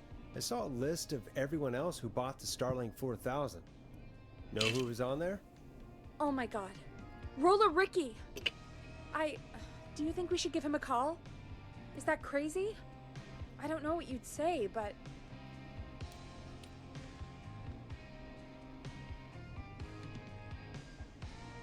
That might be a good idea. Okay, one moment. I got the number here. Patching you through. Right, yeah, Roller Ricky. We help. Yeah. He's the one with the dog. Shit. He probably can't hear it over the music. Forrest, I don't know about this. This is super weird. Just put me through to Don. I'll take care of this one way or another. Okay, if you say so. When you're ready, shut the music off. Line 1, whenever you're ready. Or is she trying to get him killed? Because he was a part of what happened before. So maybe she's working with them and she's the one going around at least helping him kill people, or is the person that's killing people. So let's see, I suppose. Because he wasn't whistling or anything like that. Don, are you there? This is Forrest Nash from 189.16, The Scream. Oh, thank God you're back. I've been so afraid. What's the code to the gate?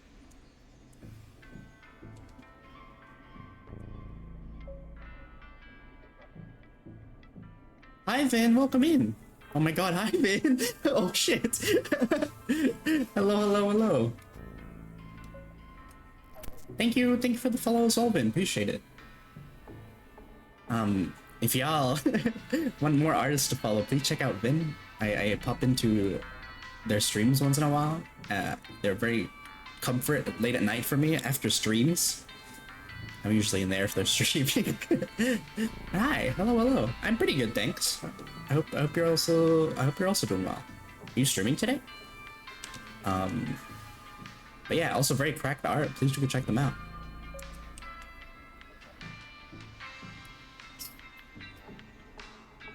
Maintenance call? The code is 311212. Thank you, Forrest. I'm sorry. Maintenance are not currently available. Please call back between... Maintenance? I think you gave me the wrong number on purpose. Well... Oh, okay. I'll just do this Okay. Don't worry about it.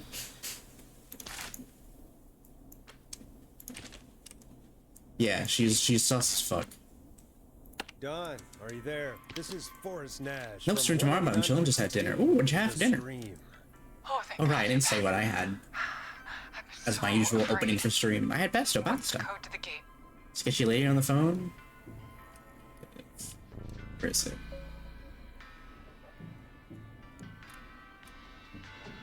The code is 191519. Thank you, Forrest.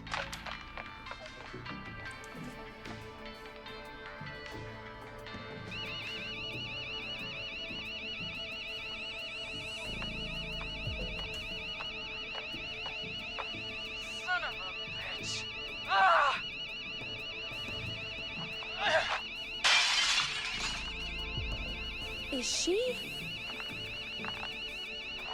So your live, sorry. Oh, thank you. Appreciate it. It's playing a. Yeah, stay out! Nobody disrespect the sanctity of the ring! Don't ever come back here again! I'm calling the cops! Thank God. Hello? Is someone there? Ricky, get back inside and turn on the radio. Whoever that was, she was trying to break into the ring. She? Forest Man, you got no idea. That was him! What? That was the Whistling Man!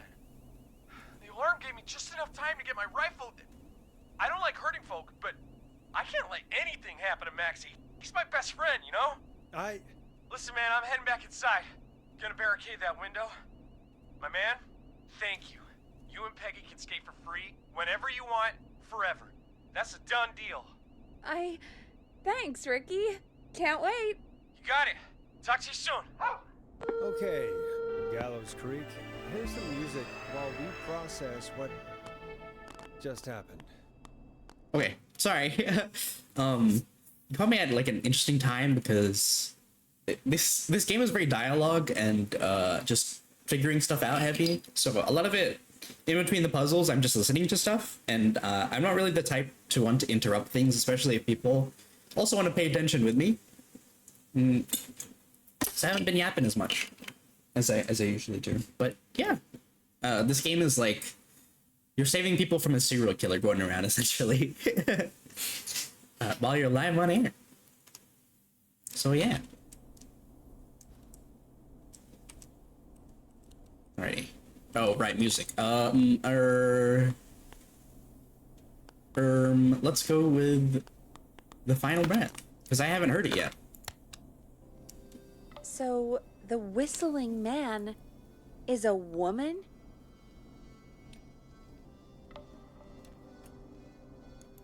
Yeah, I worked it out a while ago. Yeah, sure, Forrest. You just never mentioned it. She called up. You spoke to her multiple times.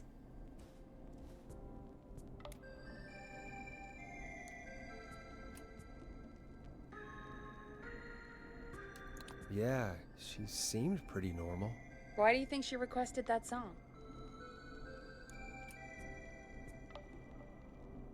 To get me outside? Maybe, but how? She didn't know the song was outside to start with. That's right. She never actually attacked me out there. So? What now? I guess I should make an announcement. We do have new info. Okay, kill the music and you can make the announcement. Okay, so we're done with all of that so far. Okay, you're live in 3, 2... Hey folks, this is Forrest Nash here. I hope you're all safely locked inside.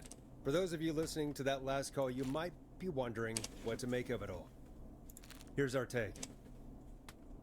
We now believe the killer is actually a woman. One who might manipulate you into letting her in before she attacks you.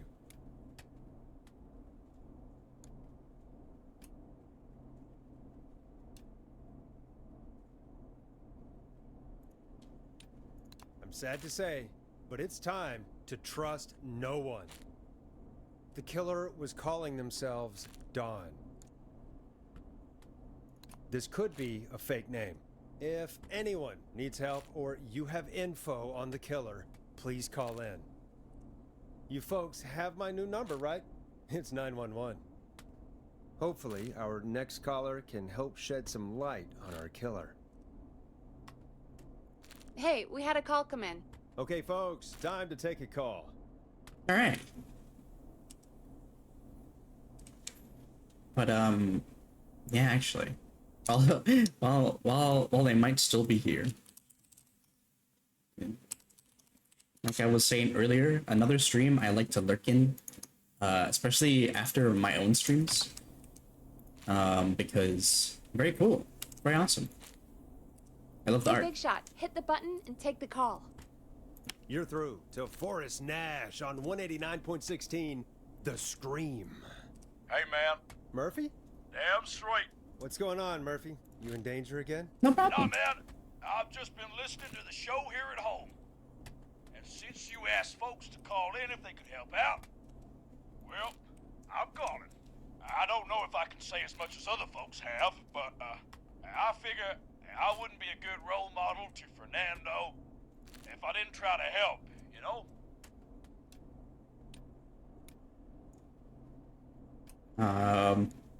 Well, I don't think he's particularly good father because he was just like, I'm gonna put my life on the line unnecessary because I want to taunt the killer, so I'm gonna. We really appreciate that. 100%. See how you see Papa? Oh, thank you. Thanks. So, what do you want to know? Well, what can you tell us? I don't know, really. All right. Well, do you know anything about the death of George Barrow? Absolutely nothing. Okay. Thank you. What about the killer herself? Herself? Man, I didn't get my ass kicked by a lady. Okay, buddy. The man I went toe-to-toe with was a man. You heard the last call, right, Murphy? There happened both. So you know it's a woman? There's probably more than. Trained by a VHS, Murphy. More than. Unless he's lying. Unless he's just like, women can't do that. Could have been a woman under that mask. Let's just move on. Do you know anything about the history of the Whistling Man? No, Also sir. pretty bad. Yeah, thank you. First time I ever heard Feel free to check out the credits for designer and model artist. What do you want from me? Hey, man, no worries. Just thank you for trying. Right. Sorry I couldn't help you all more, man. Now, if you'd have asked me about gators. Forrest, we have a call coming in. Sorry, Murphy. I think that's all we've got time for right now. All right. I'll catch y'all with the gator talk later. Night. Well, folks, that was a bust. But perhaps our next caller has more they can tell us. Let's find out. Okay. Mawfish or Zoo Mama is really cracked, and then Sigrid did the design as well. This is Forrest Nash, and you're listening. Main Please credits. help me. My name is Casey Moore. I'm at 25 Nancy Drive. Ooh. My best friend's been stabbed. He's bleeding everywhere. I don't know what to do. Please help me. Somebody's been stabbed? Can you tell me what happened? We'd been out at the reservoir. We were heading back to his place when we heard this whistling all of a sudden. He just started freaking out. He screamed at me, told me to hide. I'd never seen him like that, and I just panicked and ran and hid in a bush. Oh no. Forrest. Then what happened? He went up the road and talked to someone. I couldn't really hear or see anything. It sounded like he might have known the person, and they just stabbed him.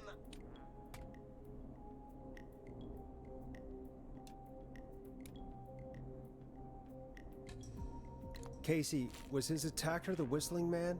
The who? They had a mask and wore all black? That's all I know. Please, we need help here. I'll get you help, but I need to know. Where did the masked person go? They left. They left him to bleed out. I waited until they were gone, then dragged him into the garage and called 911. Wait, why didn't she make sure he was dead? I don't know. I think I heard them say something like, "It's not so funny now, is it?" before they left, but please, he needs to get to the hospital. I can't drive, so we need an ambulance. Forrest, the ambulance was destroyed in the explosion at the gas station. You should get all the info you can. What's your friend's name, Casey? It's Jason Parker. Can you tell us where Jason was stabbed? They stabbed him in the stomach, and then stabbed him again in his leg when he was on the ground, and the knife is still there in his leg. We'll be right back. Peggy, patch us through to the hospital. On it. Phoning St. Gabriel's now. Switch to line 2. Hello, St. Gabriel's Hospital. How can I help you? Hi, this is Forrest Nash from 189.16. We have a stab victim at 25 Nancy Drive named Jason Parker. He's been stabbed in the stomach and the leg. He's bleeding heavily. Oh, God, I'm sorry. But the ambulance is, well, you know. I know, but please, we need something, or he's going to die. Forrest, listen, you're going to have to get him here. We need to see him, and we can't get there ourselves right now. We don't have any way to drive him right now. And even if we did, he's bleeding out fast. Nancy Drive here. All right, listen. We need to buy him time to get here. That means stopping the blood first, and then finding someone to stabilize him. To stabilize him, you really need someone with first aid training. Do either of you have any? No. Me neither. Damn it. I'm really sorry about this, but I have other patients who can't wait. All I can do is talk you through the procedure as quick as I can, and then leave the rest to you. You think you can handle that? We don't really have much choice. Hit me. Okay, from the top. If he's bleeding. Okay, before that happens. Oiled up? What are you talking about? You were on this yesterday, too. What do you mean by oiled up? And call the ambulance we can, it exploded. Out? Then you need to get him comfortable and try to stem the bleeding. Lay him down. Apply continuous pressure directly to the affected areas. When the bleeding slows, get a clean cloth of some kind and hold it over the wounds. Get them comfortable. Apply pressure. Clean cloths when Thanks, slow. Peggy, for taking notes. Got it. I think. You said he was stabbed, right? If the object Just was still stabbed. Yeah, leave it in them. him, don't take it out. Exactly. It's stopping the worst of the bleeding right now. If anything, you should secure it so it stays where it is. I wouldn't have thought of that. It makes sense, though. God, that was a lot of info. But I think we can handle this. Glad you got it so far, because there's more to go. I'm still with you, Doc. What else do we need to know? If he's lost a lot of blood, he may enter shock. If he does, act fast. If you applied a cloth and it's bleeding through, don't remove it. Just apply another on top of it. If it's safe, elevate his legs to get blood circulating to his vital organs. Try to keep him warm. Get him to rest and reassure him. We need the patient to stay calm. All right, don't replace bandages. Elevate his legs. Keep him warm and calm. This is a lot. I'm really sorry. That's as much as I can give you right now. Try to stop the bleeding, find someone to get him stabilized, and get him here as quick as you can. Good luck. All right, Forrest. Casey's still on line 1. Hello? Hello? Forrest, are you there? I'm here. How is Jason doing? Badly. He's still bleeding. I need help. I've been putting pressure on his stomach wound since you left, but he's still bleeding. I don't know what to do. That's good, Casey. The nurse said to do that. What about the knife in his leg? It's gotta be hell. Should I pull it out? No, don't touch the knife. The bleeding will get worse if you pull it out. Are you sure? I'm sorry. I'm gonna stop making suggestions. No, don't worry, Casey. We're a team here.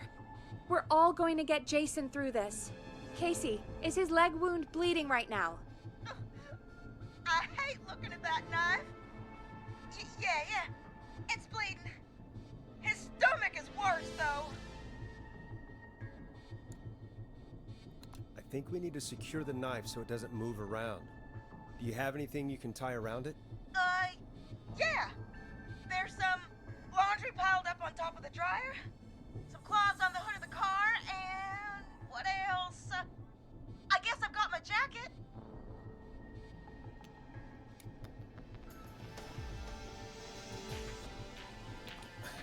Look in the laundry for something like a towel. Well, clean, right? Again, if it's if it's on the dryer, that means it's clean, right?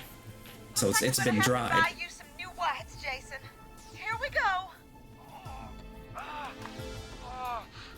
I'm sorry, Jason. It's secure. I'm putting pressure on his stomach again. I'm starting to think we might make it. Forrest, can I have a word? Now isn't the best time, Peggy. Can it wait? Forrest, it's kind of important. All right, give me a second. Casey, I'm gonna have a quick word with Peggy.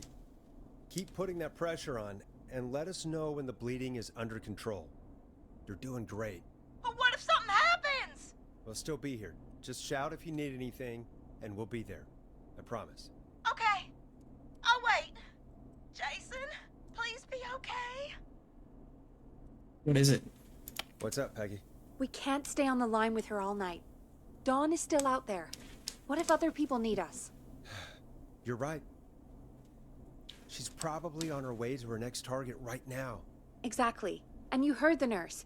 We need someone there with training who can stabilize him. He's got to get to the hospital somehow.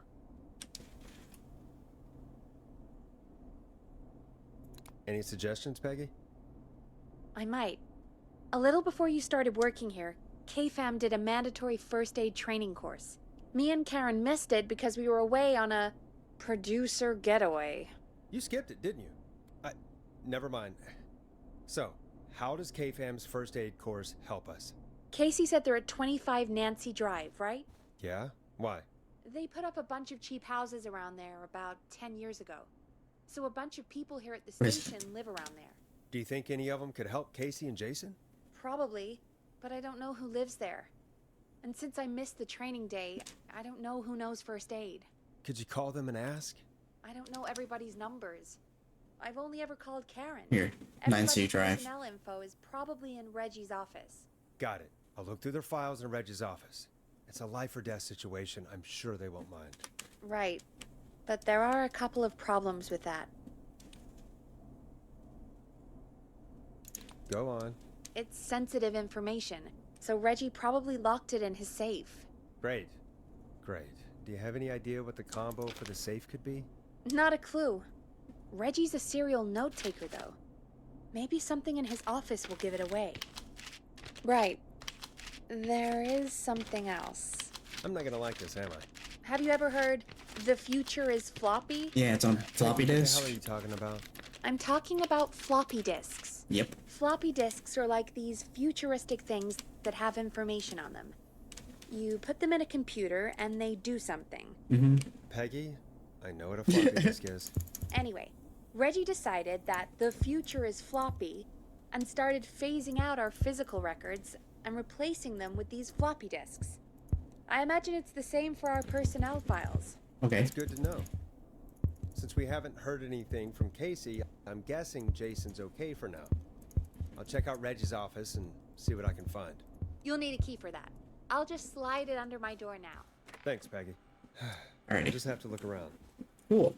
It's a very neat explanation of floppy disk for the youngins. Yeah, I know, right? I'll patch my mic down to the office, so you'll hear me over the intercom.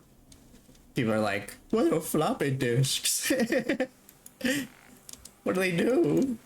What do they look like? You know, there's people out there that don't know what the save thing is a floppy disk. That's crazy. That's so crazy to me. The save symbol that is. That's not opening.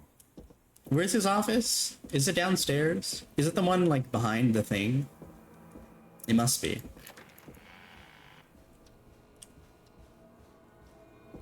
Over there. Must be the one here, right? No, that's the kitchen. My bad. It's that one. It has to be this one. Why does she have the key to this place? Looks like I need a 4-digit code. Hint. Very important date. Okay. Alright. Ooh. Oh my god, no! Why did you tangle up the one, like... What is it called? That one thing. The one toy. Like motion. Where it'll keep going on forever. I like those. Those are neat. Remember Reggie Jr.'s birthday is 9/10, not 10/09. Last year was a disaster. It's very... Why can't they use the cloud? Surely floppy disks don't need a whole introduction, do they? Yeah, I think... Look. There are 18-year-olds... What was it? 2006? 2007? 2008? That are 18 now. I saw a video about that and was like, oh no. Those people are 18. Anyway.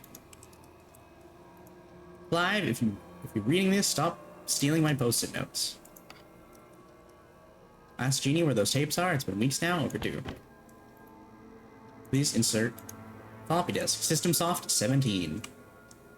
And there's also people that don't know how to use these phones. As well, I'm just like, oh my god.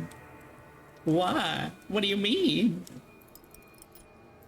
So like if you wanna make like a game, you just gotta set it like a few years back. And you'll have people being like, what? What? What is this? X forever. I need to write pitch document, good title, bring back original pro tag and villain. Okay. Alright. Anyway. Can I put the fucking floppy there? What's this? Alien sightings, number 75. This be it? UFO over park. Okay. Deep cuts, top secret. Pizza delivery killer who kills with a pizza cutter. Free slice on me. Terrifyingly, there is never any pizza. What happened to the original delivery guy? Maybe write him in as a final girl's boyfriend? Protagonist is college student Megan, surname to follow. She's smart, beautiful, resourceful, and lactose intolerant. Amplifies the divide between her and the pizza killer. Takes place on 1107, very important date for the town. Great Goose Gathering. An event where a large number of geese appear suddenly and save the town from starvation. Try to link this into the greater story. Need to kill off Megan's support network throughout the movie, like Acts 3, but even scarier. Maybe partner with Ponti's Pizza for the launch. 1 out of 10 orders. We'll serve you a pizza cutter and tickets to the movie. Nope, that's not it. Alright, let's just pop this over here. Yeah, no floppies in there, sadly. Or any other floppies? Hello! Oh, this certificate is certified that Reginald Scott has successfully completed the standard course 2 in the first aid to the injured, issued by St. Gabe's Gallows Creek. Alright. So that's somebody that we know, I guess, that's doing that. That can help. It's the map again. Oh, there's ads, so I'll pause here. Alrighty. I guess we should be finding the thingy first. The code to the safe. And then that's when we should start looking for the person, I guess. That's first aid trade. And I guess that person on the board must be that? No, but that's Reggie. It was Reggie himself. Okay. We'll see. We'll see how it goes. But I need to go to the toilet, so I'm gonna do that. If you guys need to, stretch, walk around, or go to the toilet yourself, or grab a drink or a snack, please do so. Yeah, I'll be right back. Oi.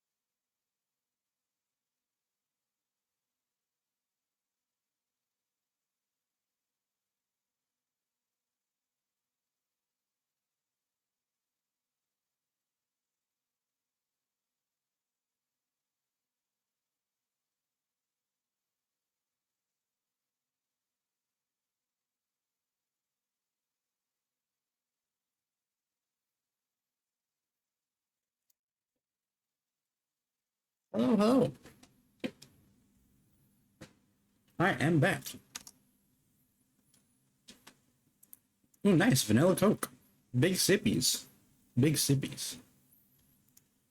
Welcome back from the ads hearing those. I recently just came back myself.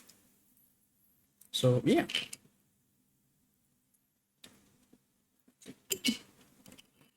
Oh, let's see. We can't find stuff out. Remember, Reggie's birthday is 0910, not 1009. Nope, not that either. Wait, maybe the floppy disk has it. And what was it again? 1107. Could this be it? That's November 7, right? And not July? Not July 11? Which one is this Nice. game go with? Oh my god. That's a lot of faults. Personnel file, Nash Forest. Ooh, let's see what he has on Nash himself.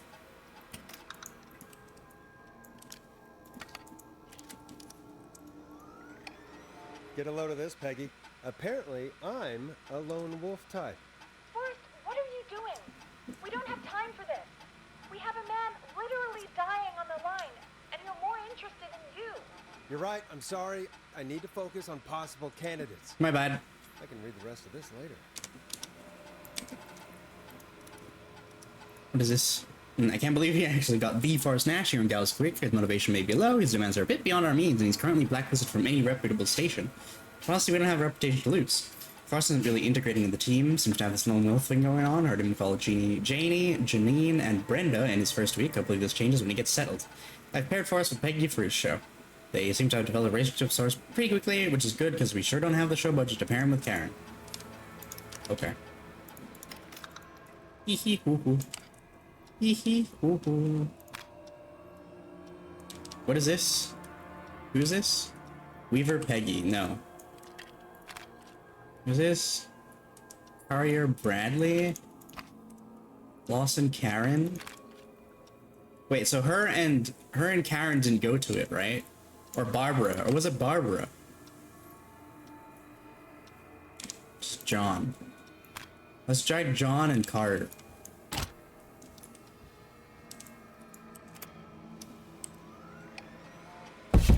Oh, fucking... What the hell is that? What was that? When I heard Brandon's a food critic, Bradley and Barmer using sure. Our food. Brad and Barbara ended up missing our first trade aid training session. Brad made a joke of practicing mouth to mouth, and Barbara got really upset and stormed off. The joke wasn't that bad. Okay, so it's Brad and Barbara are no go. And what is it, John? Brad made a joke.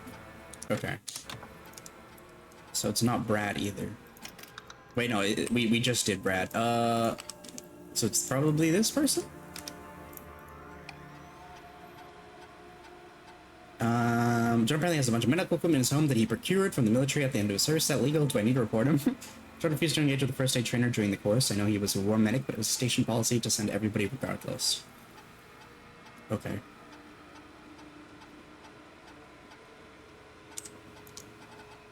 Okay, so it could be John, and he's on Nancy Drive. Who else is there? Karen. We could try Karen as well.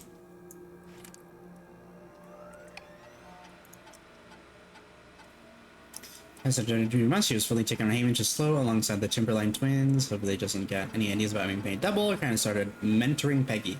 This will be really good for Peggy. They even doing train getaways. Okay. Alright. So it's this guy.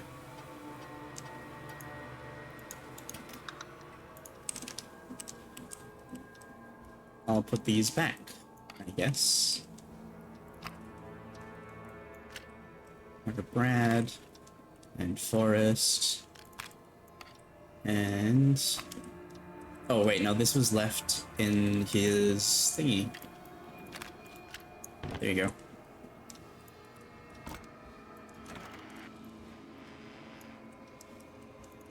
Yeah, John. Alright, let's head up. At least I think. I think is what I meant to do. Oh wait, no, I should probably put this back.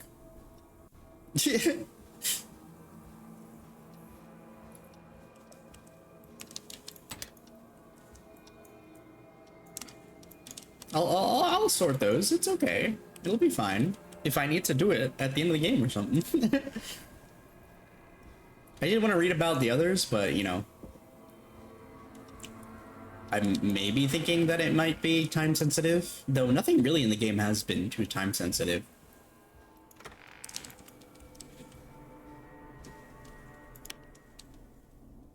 Wait. What the heck? Hello? Okay. I guess not.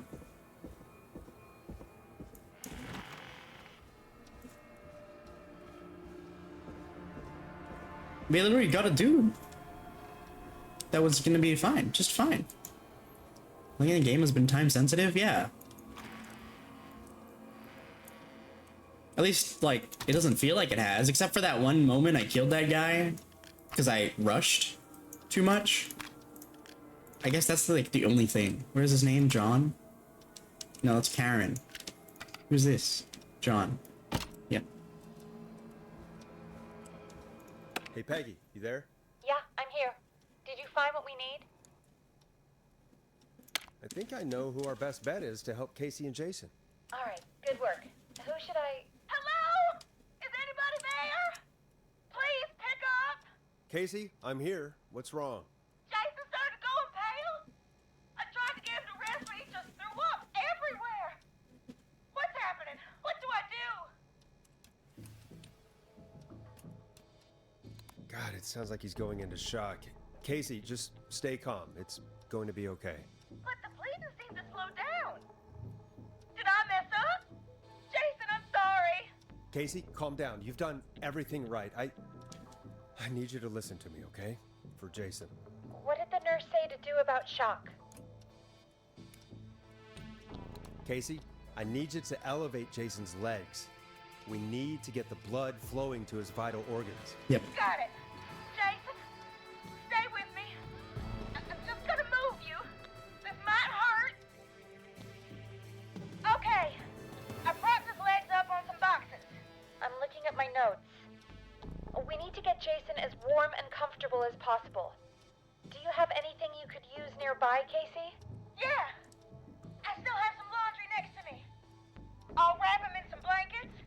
Just give me a second. Sorry. Jason's bleeding through his bandages. Should I get him new ones? Or... Oh, God. Don't remove the bandage. I remember these. Don't worry. Do you still have something you can use? I've used the rest of the laundry to keep him warm, so... I'll use my jacket. I can always get a new one. Yeah. I'll fix his bandage and get him warm. Hold on, please.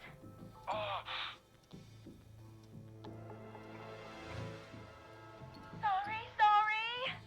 I'm done. You're gonna be okay, Jason. Just relax now, okay? Oh, he's scared. He's not doing well. Is he gonna...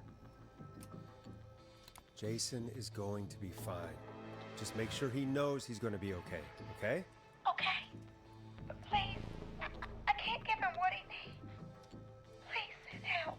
I can't lose him. All right, Forrest, we need to hurry. Jason doesn't sound like he's doing too well. You said you knew who to call earlier? Who was it?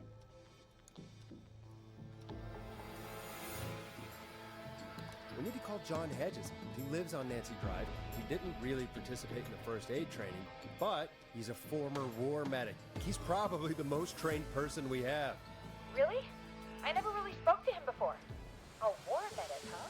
Yeah, and according to Reggie's notes, John keeps all of his old equipment at his house. He's something of a hoarder. All right. What's his number? 542. Wow, you remember that, John? I mean, Forrest, thank you. Calling now. Let's hope he picks... Who the hell is this calling me? What time is it? John, it's Forrest Nash here at KFAM. We have an emergency and we need your help. Forrest, if this is a work emergency, then it can wait until the goddamn morning. Just leave me a note like everybody else. Oops. John, no, this is a medical emergency. A man has been stabbed by the Whistling Man, or... Never mind. He's badly hurt, and he's going to die unless we get someone to him now. The Whistling Man? What kind of joke is this? John, we're not kidding. A man is gonna die if we don't help him right now. Seriously? I haven't been called on for over 10 years. Where's the patient? What's his condition? He's at 25 Nancy Drive. I think we got his friend to stem the bleeding, but he's gone into shock. He's passed out right now. You say he was stabbed? Do you know the extent of his injuries? From what we were told, he has 2 major stab wounds. One to the stomach and one to the leg. The knife is still in his leg, and the stomach wound is open. Understood. Let me grab a few supplies and I'll head right over. Damned if he dies on my watch. Thank you, John. We'll let him know you're on your way. Good luck.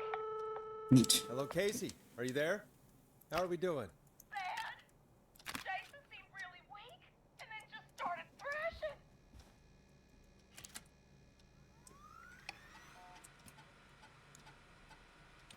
What about now? Is he still thrashing? He's passed out. Please tell me you found someone to help. Casey, help is on the way. My colleague will be there soon. You hear that, Jason? Someone is coming. You're gonna be just fine. Just hold on for me, okay? Just hold on. Come on. Hello, Casey. This is John Hedges. I'm here about Jason. Please let me in. I'm guessing that's Jason there. Casey, I'm gonna need your help. Forrest, Peggy, don't you two worry. We've got this from here. Okay. Forrest, we'll call you back later. I have to go now. Good luck, everyone. God, I hope he's gonna be all right. And with that, the show moves on. We're sending our best wishes to Jason. Oh, okay. There you go. Yippee! Well, after all that excitement, I think we could use some music. Come back upstairs when you're ready. Anyway, the Whistling Man is probably a VTuber in the 80s? I don't think so.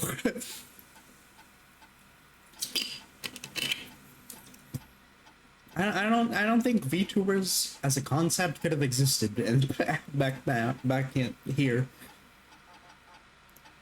All right, Peggy. I've never seen somebody gel everybody as quickly as Peggy has. Her, Karen, and Barbara have become a little family already. Maybe we need to run the station on girl power. Hopefully it's cheaper than Electric. Sometimes I wonder if Piggy secretly wants her own show. She hasn't been shy about getting involved in the calls on the screen.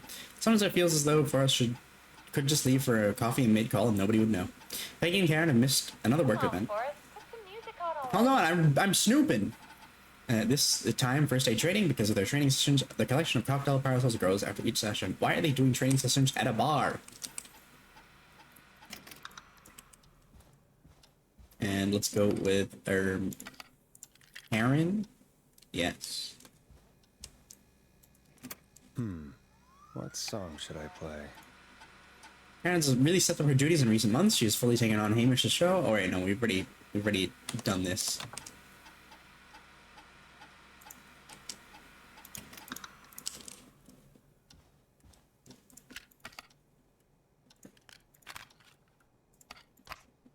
Barbara. Hey, play something. No.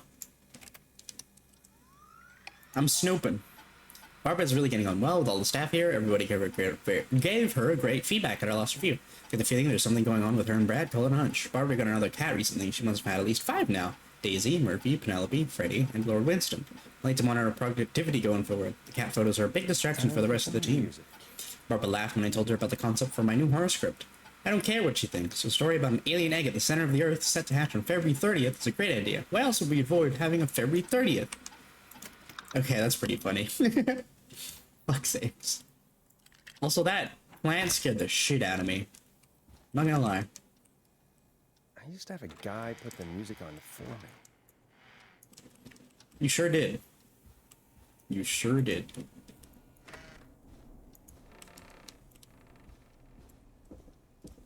Okay. Let's keep it going. But yeah, as you can see, the game isn't really super time sensitive. I think maybe it applies to certain puzzles, but definitely not like these parts of the game, which is alright. Let's go for the word. Smooth. You'll like this next song. It's getting pretty late. This might be your last break for the night, so try to enjoy it. Give me a buzz when you want to go back on air. We're good. Let's roll. You got it.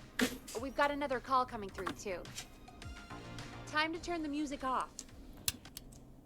Welcome back to I'm always gonna forget that. 109.16, The Scream. Always. I believe we have another caller on the line. How are you tonight, caller?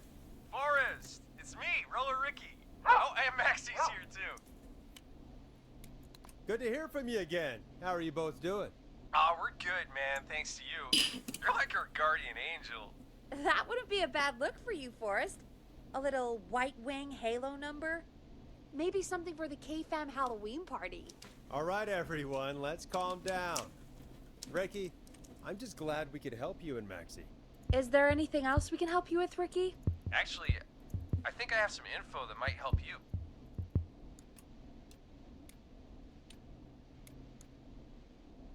Did you see or hear anything during the attack earlier? Not exactly. You see, man, me and Jason know each other. You know each other? Yeah, we went to Gallows High and played on the football team together. He was a gnarly offensive linesman, and I was our star wide receiver. Runner Ricky, they called me. All right, and what does that have to do with tonight? Well, because George, the guy who drowned, he was on our team too. Tell me about him. What was George like? I didn't know him for long, man. Sad to say. We had our first team party on the night he drowned. He seemed like such a good dude. Ricky, were you there when George drowned? No, man. Once the party turned, I beat feet out of there. Man, I remember George and his girl there. There was a whole lot of love, man. I could see it, you know? George's girl? Ricky, who was the girl? She might just be the one behind all of this. What? No way, man. There was so much love there. I can't believe she'd ever be capable of anything like this. Ricky, please. What was her name? I never got her name, man. He just called her Bean. I didn't really know her before. Bean? Or see her after that. What an What did she interesting, look like? Please, tell us like, anything you remember. pet I name. just remember a pretty girl, man. I'm sorry. Ricky, you said the party didn't last long. What happened? We were just having a good time, and then the next thing I knew, everyone was running for their life. I looked up and saw a goddamn whistling man in the trees. And I never ran so fast in my life. I ran straight home. Didn't know about George until next morning at school. I'm guessing it was whistling night, wasn't it? That the whistling man was just another kid. Yeah. I don't know how George died, but I always felt like if anyone deserved to die that night, it should have been me. And Ricky, it wasn't your fault. You're not a bad person. Not the survivor's I know guild. that now, man. Took a long time to learn, but yeah, just thought I'd tell you all what I know. Thank you, Ricky. This helps. Thank you. You got it, man. Anyway, I think it's time for me and Maxie to free up your phone lines. Thanks for listening, man. I'll let you to it. Night, Ricky. Nice. All right, folks. Looks like we got a new lead in the case. If anyone has any info about this mysterious being, please call in. If she was George's girlfriend back then, she's probably in her mid to late 30s now. Huh. Oh, we have another call coming in, but hang on. What's up, Peggy?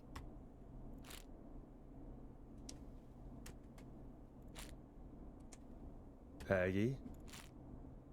You're gonna want to take this call off the air. Who is it? Just do it. All right, folks, it's time for another track. Here's one to help you sit back and relax. We'll be right back after this.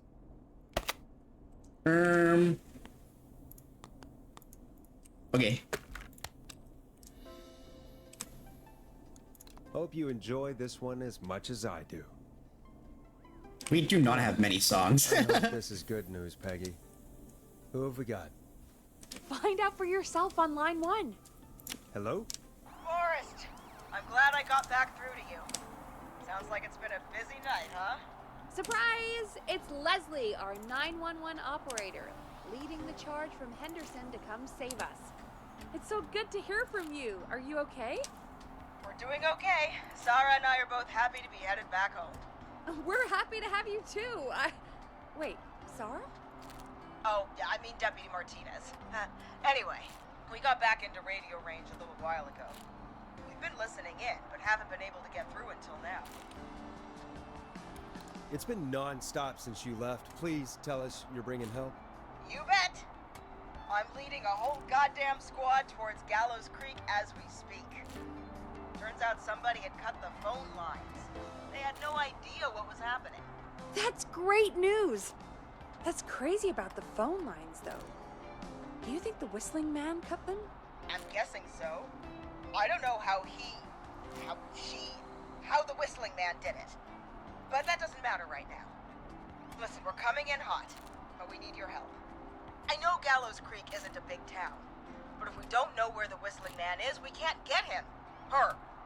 That's where you come in. You can count on us. What do you need? It might be a long shot, but here goes. The Whistling Man already called up a few times. I bet she calls again. We're still a little ways out of town, so if she calls, stall her. Buy as much time as you can for us to get in. And while you're talking to her, try to figure out where she is. We'll be listening in, so once her location is known, we'll head straight there and end this nightmare. I'll do my best. I know you will. Heck, I can see the headlines now. Forrest Nash's interview of a lifetime. Anyway, I'll radio the other cars and tell them the plan is a go. Hopefully the next time I see you, it'll be with our killer behind bars. Take care now. We'll see you soon, Leslie. Oh, thank God. It sounds like this is almost over. We're nearly through this. That's nice to think, Peggy, but I don't reckon Dawn is gonna give up without a fight. She probably won't give up without a fight, no. But neither will we. Now, let's get you back into the arena, champ. Okay, Forrest, shut the music off. Bringing you back live now. Welcome back to The Scream with me, Forrest Nash. The line is lit up, but before I get to our next caller, I just want to say, things are looking up. It's almost over. But for now, let's bring in our next caller. Evening, caller. This is Forrest Nash. Hello, Forrest. This is John Hedges. I'm here with Casey. I wanted to give you an update on Jason. John! Is he gonna be okay? He's a fighter. He'll be fine. We've got him stabilized and resting in a bed. We're preparing to move him to the hospital. Thank you so much. If you hadn't been there, then... God, I don't even want to think about what would have happened. Of course, Casey. We're just happy he's okay. John, Casey, you two did all the work. Tell Jason to get well soon from us, whenever he's up for it. Well, why don't you tell him yourself? Is this Forrest? It is. I hope you're feeling better now. It's good to hear you, Jason. How are you? Oh, well, you know. I've got a hole in my stomach, and there's a knife in my leg, but John gave me something to take the edge off. So, I might feel even better than either of you. Yeah, don't do that, especially with your stomach. Take it easy until you get to St. Gabriel's. I will. But, before that, I needed to call you. guessing the Whistling Man is still out there? Yep. As far as we know, anyway. I was worried you'd say that. God damn it. Actually, I'm glad you called. I wanted to talk to you about what happened earlier. Go for it. We spoke to Roller Ricky not long after you were attacked. You spoke to Ricky? Is he alright? He is now. I mean, he was attacked earlier, but this call came after. Hey, guys, I'm really sorry, but there's a call on the other line. I just need to make sure we don't have another situation brewing. You fill Jason in on what happened. I'll be right back. Sure, Peggy. Sorry, Jason, where was I? Ah, yep. Ricky's fine. You don't need to worry about him. That's a relief. He told us about George. Sounds like everything's finally coming out now. It's been tough to hold it all in. Sounds like you've been holding back about something awful, Jason. I'm part of the reason my best friend is dead, Forrest. And the few who knew about it said if I ever said anything, I'd find myself in jail. For a long time. It was hell. And then the town just moved on. Like he'd never existed. What happened that night? I went along with the stupid prank, that's what. Whistling night. Some of the guys on the football team had an idea for a way we could haze the newcomers. We decided to plan a party in the woods. Have the Whistling Man crash it. It was stupid. We each had a role. I was the stabbed friend. At the party that night, I left the group for a second. Met our Whistling Man. Pretended to get stabbed in front of everyone. Started an almighty panic. Those screams. That was the last time I saw or heard George alive. How did George die, Jason? I don't know. I was playing dead. But when I heard her scream... Ricky mentioned a girl named Bean. Is that who you mean? Bean? Oh yeah. I guess George did call her that. Yeah. He called her Bean. I heard her again tonight, Forrest. Her name was... What? What happened? Are we still on air? No, we're not. Seems like the power is completely gone. How do we get it back on? I don't, we can use the emergency generator down in the basement. Reggie picked it up a while ago in case we ever needed to do an emergency broadcast. An emergency broadcast? Emergency? You know, nuclear war, alien attack. Oh boy. Broadcasting a serial killer's location to the cops so we can end this nightmare. Fair point. It's in the storage area in the far back corner, up on the wall. You might have spotted it earlier when you were digging around for all those tapes. It'll have a big red button. Just press that. I'll see you when you're back. Oh, we're fucked. We're so boned. I'm gonna get attacked. I'm fucked. I'm gonna get jump scared. Oh boy. Oh boy. Oh god. Oh jeez. Please help me, God. Hey, that looks like a fish.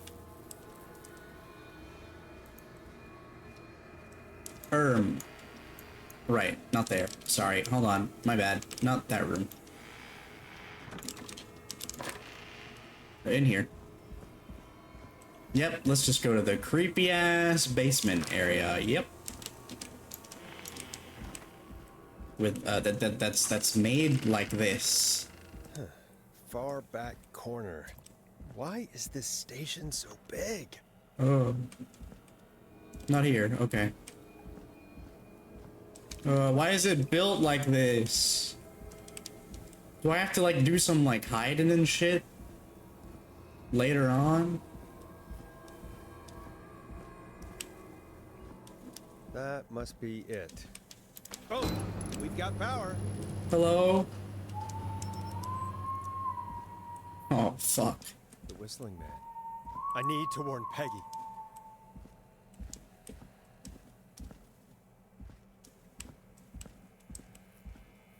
Wasn't there an intercom here? Oh god. Oh shit. Oh fuck. Ooh. Ooh. Peggy, are you there? Are you... Peggy! I need to get back upstairs. Oh shit.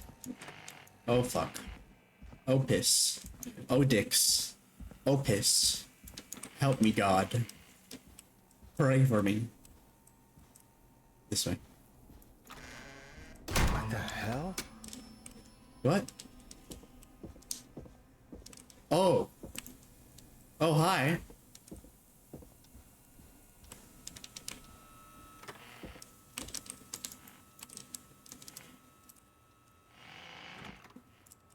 Well, the Whistling Man was there.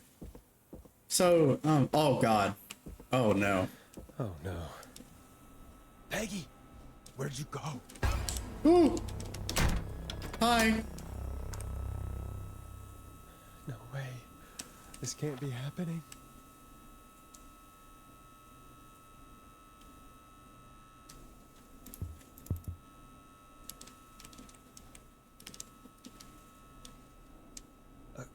A call.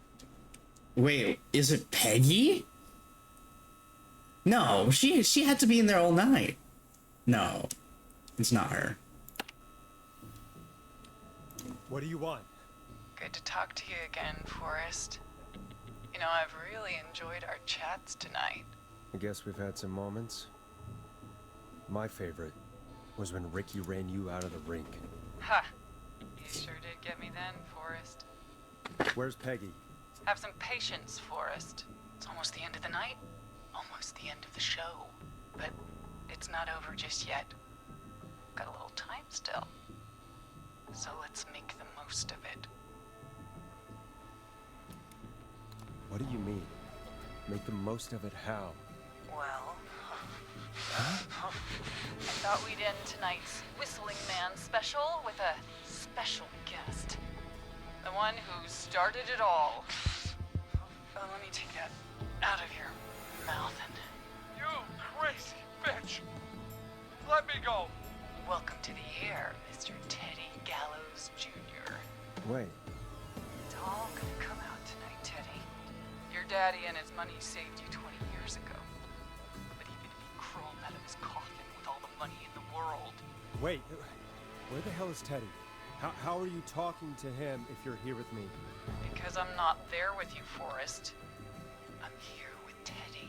And if he says where that is, well, he knows he'll get it. Wait, then who am I looking at? Forrest Nash, let me introduce you and all of Gallows Creek to my boy, Henry Barrow.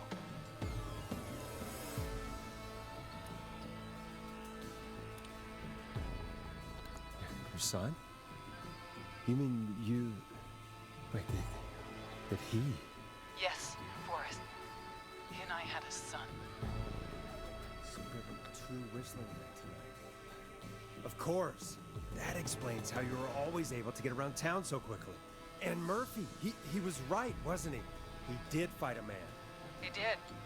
I taught my boy to never run away from a fight. Hang on. Did you say Barrow? That... Are you... Let me just get this mask off. Damn uncomfortable thing. No wonder Mooney went crazy wearing this. There we go. Marie Campbell? George's old girl. Oh. Well, it sure has been years since I last saw. Oh, God damn it.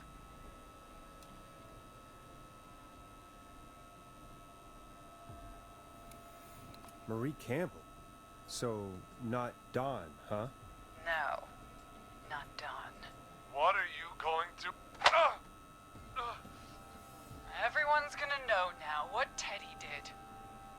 He killed George that night. This night. 20 years ago. Listen to me. You... talk when I talk to you, and not a moment before. Meanwhile, Forrest, I'm gonna give you the chance to talk. You're gonna help me reveal what really happened to George all those years ago.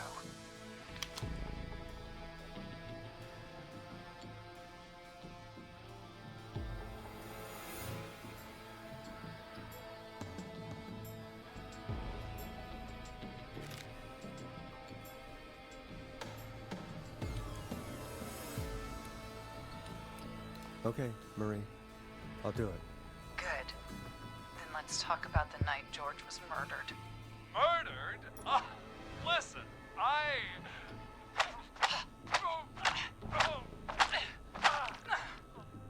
I said you speak when you're spoken to.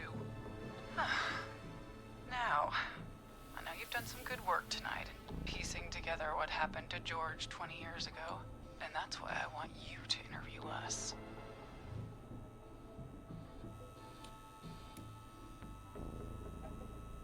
Interview you. All right. I can do that. Thank you. I want you to help me and Teddy tell the story, Forrest. Do a good job. And hell, you might be the only one to leave here alive.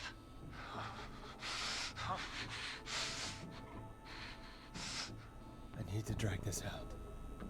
If I can buy Leslie time to get back to Gallows Creek, and if I can find out where Marie is, then this can end. Teddy, we'll start with you. Just, talk me through what happened that night. How did it start? how would I know? It was 20 years ago. Do you want to die, Teddy? Because if you don't, start talking. What the hell?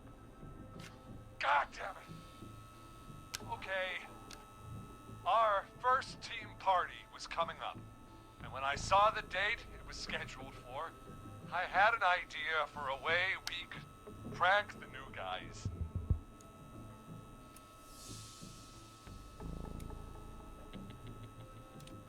What made that night special? That was the night. I know why. I know that was the night, like exactly. But I picked that because we're supposed to stall, right? So if we keep getting them to spell things out, just to make sure, right? Went missing. We couldn't pass it up. I was just surprised no one had ever thought to do it before. Wait. You mean this was the first whistling night? Keep talking, Teddy. We went up near Whistling Point. God, who was there? Me, Jason, and George, of course. But George didn't come alone. He brought Marie. And Roller Ricky, he was there too, wasn't he? Yes, Ricky was there too. Runner Ricky, our wide receiver. I helped him off the bottle, you know. Because I'm a decent man. Is that so? Yes, it is. He came apart one day. Some people do. He had some issues. Wasn't stable. I didn't want him to hurt his chances in life. So, I helped him keep himself together. You were afraid he would talk about that night, weren't you? Keep talking. About midway through the night, we put the prank into action. We looked up at the tree and saw Jason there. Bloody, like he'd just been stabbed. And the whistling man screaming. George and I, Ricky, we got left behind. But Ricky was in on it too. I know he was. He and Teddy were as close as anybody. Teddy must have told him the plan.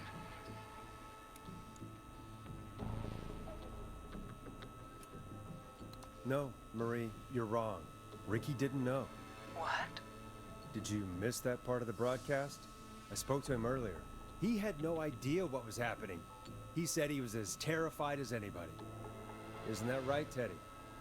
You didn't tell him, did you? Ricky never could keep his mouth shut. If we told him, he would have given everything away. But he... well...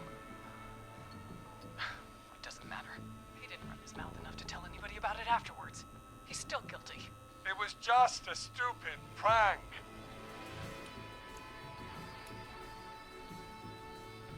How can you still say it was just a prank?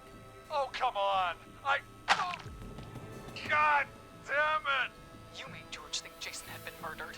He thought his best friend was dead. And so tonight you stabbed him for real? It's the role he wanted to play. Jason's still alive, Marie. He was with a friend. We talked her through how to stop the bleeding and got him professional help just in time. Oh. Well, shame he didn't have the good sense to die earlier. He's gonna regret that. Enough about him. Me and George took off running, but somehow we got separated in the woods. I ended up near the bottom of Whistling Point, and when I noticed George wasn't with me, I panicked. And then, I don't know how he snuck up on me, but the Whistling Man grabs me. I scream, and he starts laughing, telling me it's just a joke. I can stall for time here.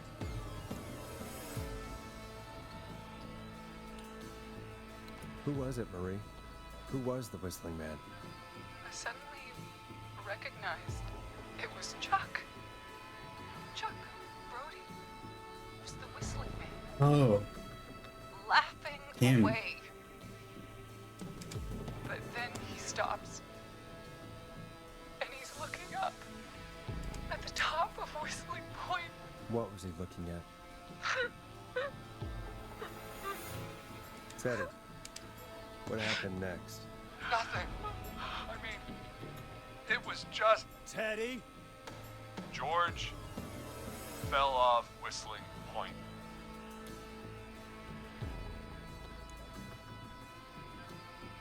How do you know what happened? I saw it. You pushed him. You were up there. You were dressed as the Whistling Man too, and I didn't push him, God damn it! I just chased him up there, and he kept backing up. When I saw he was about to go over, I reached out. That's what you saw. you liar. It's not my fault. He didn't know it was a joke. If he'd had any brains, he would have realized. Ugh. You bitch. No one's going to believe this. After all you did.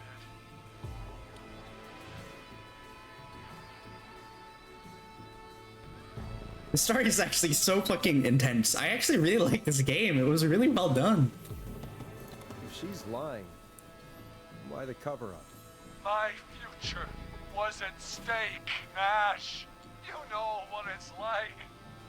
People like us are bred for bigger things. I'm going to be the mayor of this town. No, you're not. And then governor. Not after And this. then, who knows? What happened that night was tragic. It should never have happened. But it was a mistake. It was just a stupid joke gone wrong. So my father sent Clive out to clean it up. Why should a blip ruin my future? Because actions have consequences.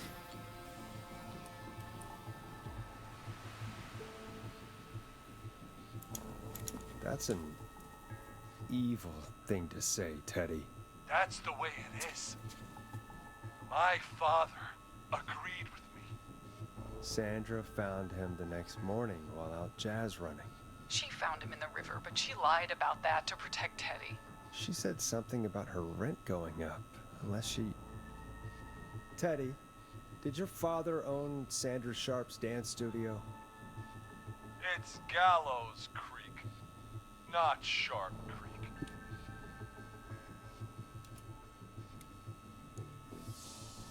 Hit him again, Marie. Damn it. Yes. Okay. We own most of the town. That's it then. Your father was going to run her out of business, unless she lied and said she found him in the reservoir instead of the river. What my father did in his business dealings is nothing to do with me. The false reports. That's why you killed Sheriff Matthews, too, isn't it, Maria? Not just to get him out of the way, but... Everyone was in on it, Forrest. Even the coroner wrote a fake report. Said George was drinking. That he just got himself into trouble. And... I saw. I'm sorry. For all it's worth, Virginia didn't have much of a choice. She had a sick sister whose treatments she couldn't afford. She played along with the gallows to save her sister's life. And her own. Even still, she should have told the truth. I did my part. I tried everything I could think of. I even went to the newspaper, but no, that coward killed the story. But Maurice Russell is dead now.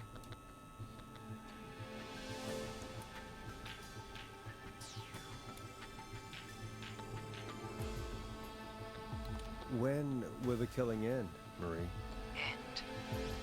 When does it end? You can't kill the world. This has to stop sometime. It has to. It never should have started. He shouldn't have pushed my George off the cliff. He should have been punished. It's coming to a stop. At least for now. Here, where George and I first met, before he joined your football team. It was right after he shot the winning throw. Wait a sec.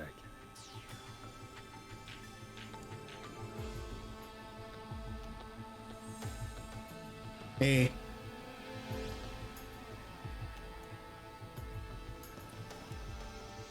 Well, I don't remember.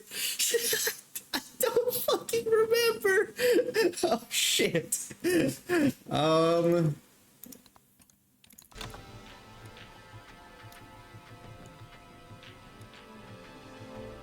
You're at the football field. Jesus Christ! Forrest, you idiot! We're in the gym at Gallows Creek High! I told you not to do that. Wait! He's dead too now, isn't he? He is. Anyway, I think that about wraps up the interview with Teddy. So... Marie? Where? Oh my god. Peggy! Teddy! Peggy, it's been so long since I've seen your face. I worried you wouldn't come. And here I was, thinking you'd forgot me. I'd never forget my own sister. We already know this. We saw that. Forrest seems lost for words. Wanna explain, Peggy? Earlier, while you were speaking to Jason... I don't care about that guy. He can die. I don't care. He deserves it. Call. Do you remember? Well, it was from Dawn. She said that my sister Marie was there that night George died. And that I should come to the gym for a reunion. And when you walked in, you found out. That my sister is the Whistling Man. Good to see you too, Peggy. Why didn't you tell me any of this? She said that it was my last chance to see my sister. I knew if I told you, you'd try to stop me or come with me when we need you on the radio. And I just... I'm sorry. This has to be a lot for you. I just... What happened to you, Marie? You just disappeared one day. Disappeared? I was thrown out, Peggy. I begged Mom and Dad to do something about what happened that night, but did they care? No, they told me to stay quiet. They only cared when they learned I'd been with George, and... Marie, I'm so sorry. I never knew. It's not your fault.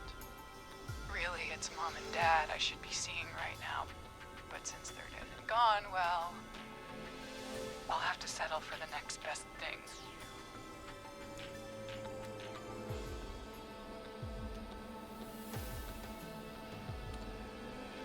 Don't. Marie, listen to me.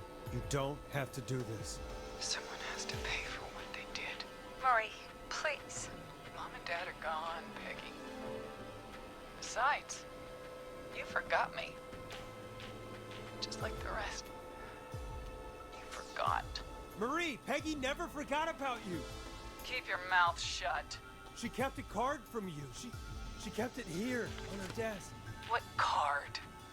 The card you made me for my 8th birthday. What does it say then? Happy birthday, Peg. Now you're great and 8. Love, M.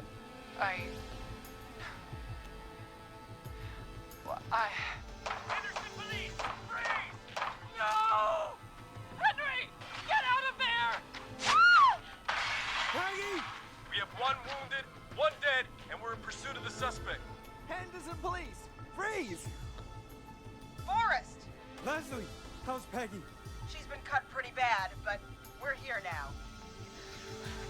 I'll be okay.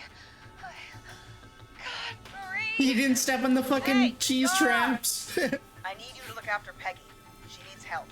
Now, we got here just in the nick of time. Where's Marie? She bolted right as we got here. The police are right on her heels. It won't be long now. It's over, Forrest. Well, folks, it was a long night, but we made it through together. I'm gonna head off to go check on Peggy. This has been Forrest Nash.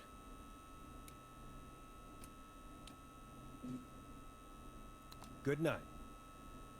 And good morning. Alrighty. Forrest Nash survived the Whistling Man. Oh! The end? Reached the end of Whistling Night. Alright, so we saved most people. we managed to save a lot of people. The Maurice, the guy at the news place. Oh. One suspect is in custody. Trail the other suspect into the nearby woods. Are there endings? There probably is. There probably is. This last 7 minutes as we stress eating. What are you eating? I feel like... Oh shit. What the fuck? Where are we?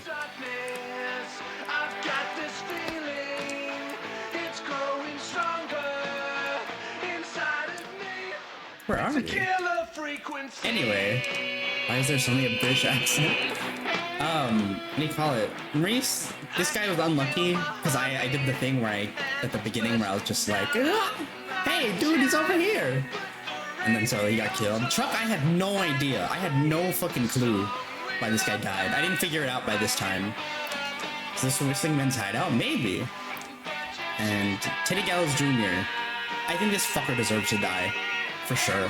Like, out of everybody, this guy deserved to fucking die. Like, everyone else... No, they didn't. They had valid reasons for it and everything. But this guy had no fucking remorse. He had, like, absolutely none. And so, yeah. Hey! Haha, title drop.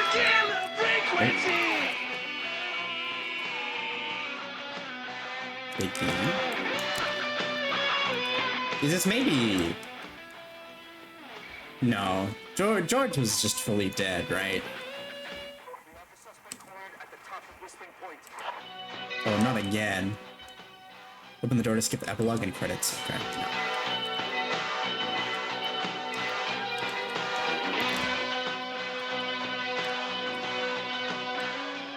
But, yeah. That was a really good game. I liked it.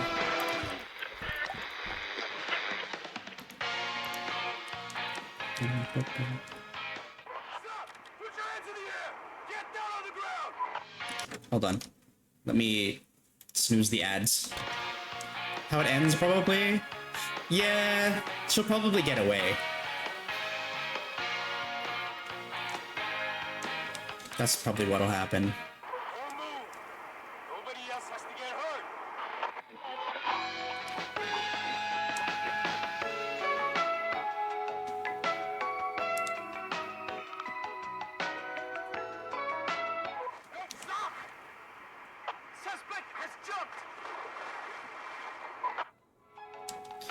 Why did she go after like all these other people though? I feel like they weren't really part of it. Negative. No sign of the suspect anywhere. Like, where did these, like, where did, like, the teenagers come in? I guess it's because they pulled the same prank?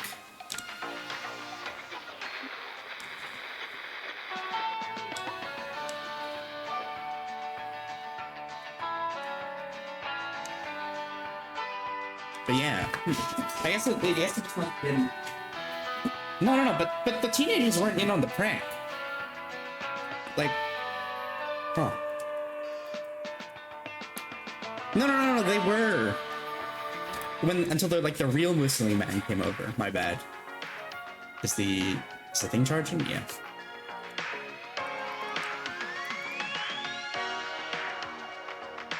We ever play Alan Wake? I could. It does interest me somewhat. So yeah.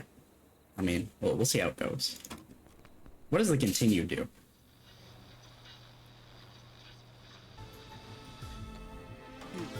Keep your mouth Oh, I guess it just goes back to that. Okay. shut. Well, that was interesting. I'm not sure what the other endings possibly are. I mean, there's probably like a few bad endings because like you don't get the information from like certain people. And I think the game was designed in the sense of like you probably wouldn't get it right all on your first go, so it makes sense. And I feel like I did pretty good despite everything. I can't believe I fucked up that guy at the beginning. I was just like, oh, I was thinking. But yeah, I do like horror games, and Alan Wake looked interesting enough. That's the one with like the flashlight, right? To take care of the demons or the shadows or whatever. And it has just like a very wacky storyline as well. But yeah. It's alright. Yeah, I really like the game. It's just very well made, in my opinion. The story also makes sense. I mean, like a mystery and all that just needs to happen somehow. There's that usual few moments where just like characters have to be a bit stupid for stuff to progress. But I mean, I feel like it's just every kind of story. Yep, yeah, it is. Okay, cool. Yeah, I'll consider it. There's a few other horror games I kind of want to go through as well. I think I'll start Alien Isolation at some point. I've just been very intimidated to finish that because I feel like it's a longer game. But yeah, I grabbed like all of the DLC when it was like its anniversary or something last year, and it was pretty cheap.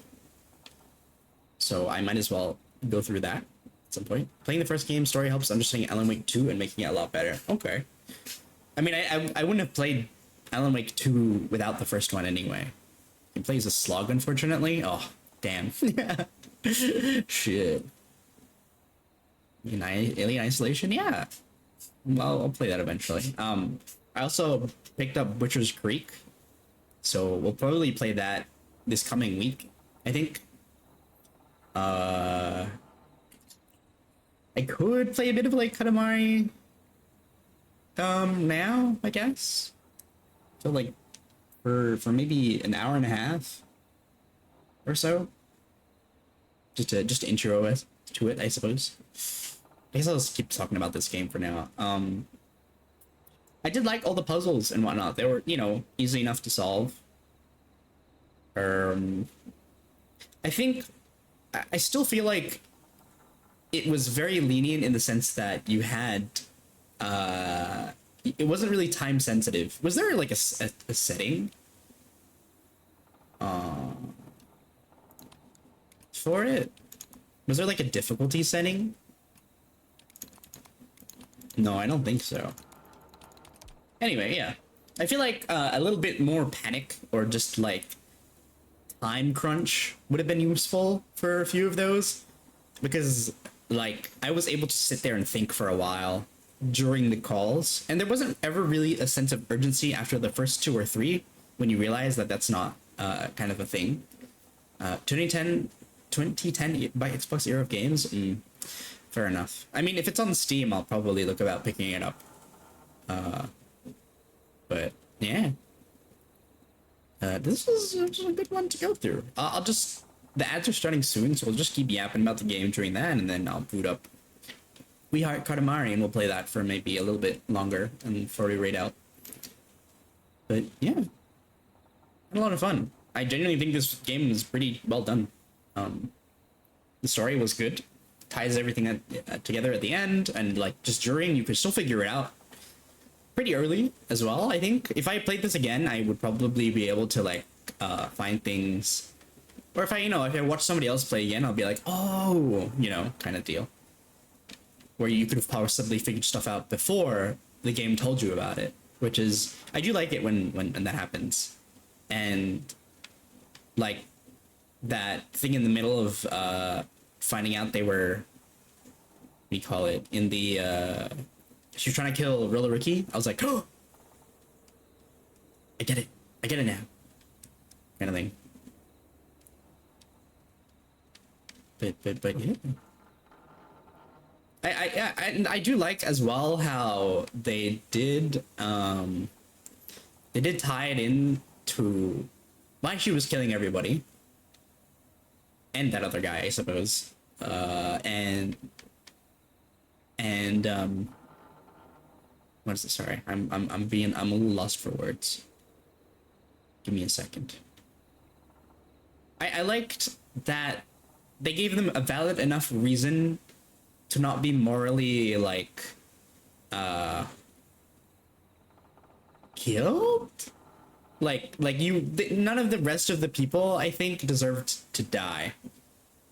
The people with that did the prank, it's like, it sucks ass, but, like, I don't think they deserved it, minus the stupid mayor. So I'm glad I fucked up in the end and he died. Because I don't think he deserved to live with how little remorse he had to end, especially like him orchestrating all the cover-ups and whatnot. That was fucked up. But nobody else, I think, genuinely deserved to die. It's really since we didn't learn about the news guy, about why he didn't publish it. And again, he was probably being like coerced into stuff and like had his own reasons for not publishing the paper because again they were covering it up and they had to get him some way. So yeah, pretty well written, I'd say. Very neat. I mean, to be fair, a lot of the game is just dialogue and talking, so they had to have strong writing, or else it would have been pretty near the end, Yeah. I think I'm pretty happy with how I played through it. We did lose a person, but I wasn't expecting 100% kind of clear. And that other guy, it's a shame we didn't really get to learn about his story, but I had no idea how I could have predicted his stuff. I feel a bit silly in hindsight, but I still don't really know what was going on. Like I pieced it together in the sense of I could find who it was and who was where, but I had no idea how I had to hone in that it was him. I guess by then you're supposed to figure out that they're going after people that are related to that incident years ago. And since he was part of the team, that's probably what you should have figured out by then. And I hadn't figured it out by then. So it's good in the sense that I was like, I didn't know what I was doing because I personally hadn't figured it out by then.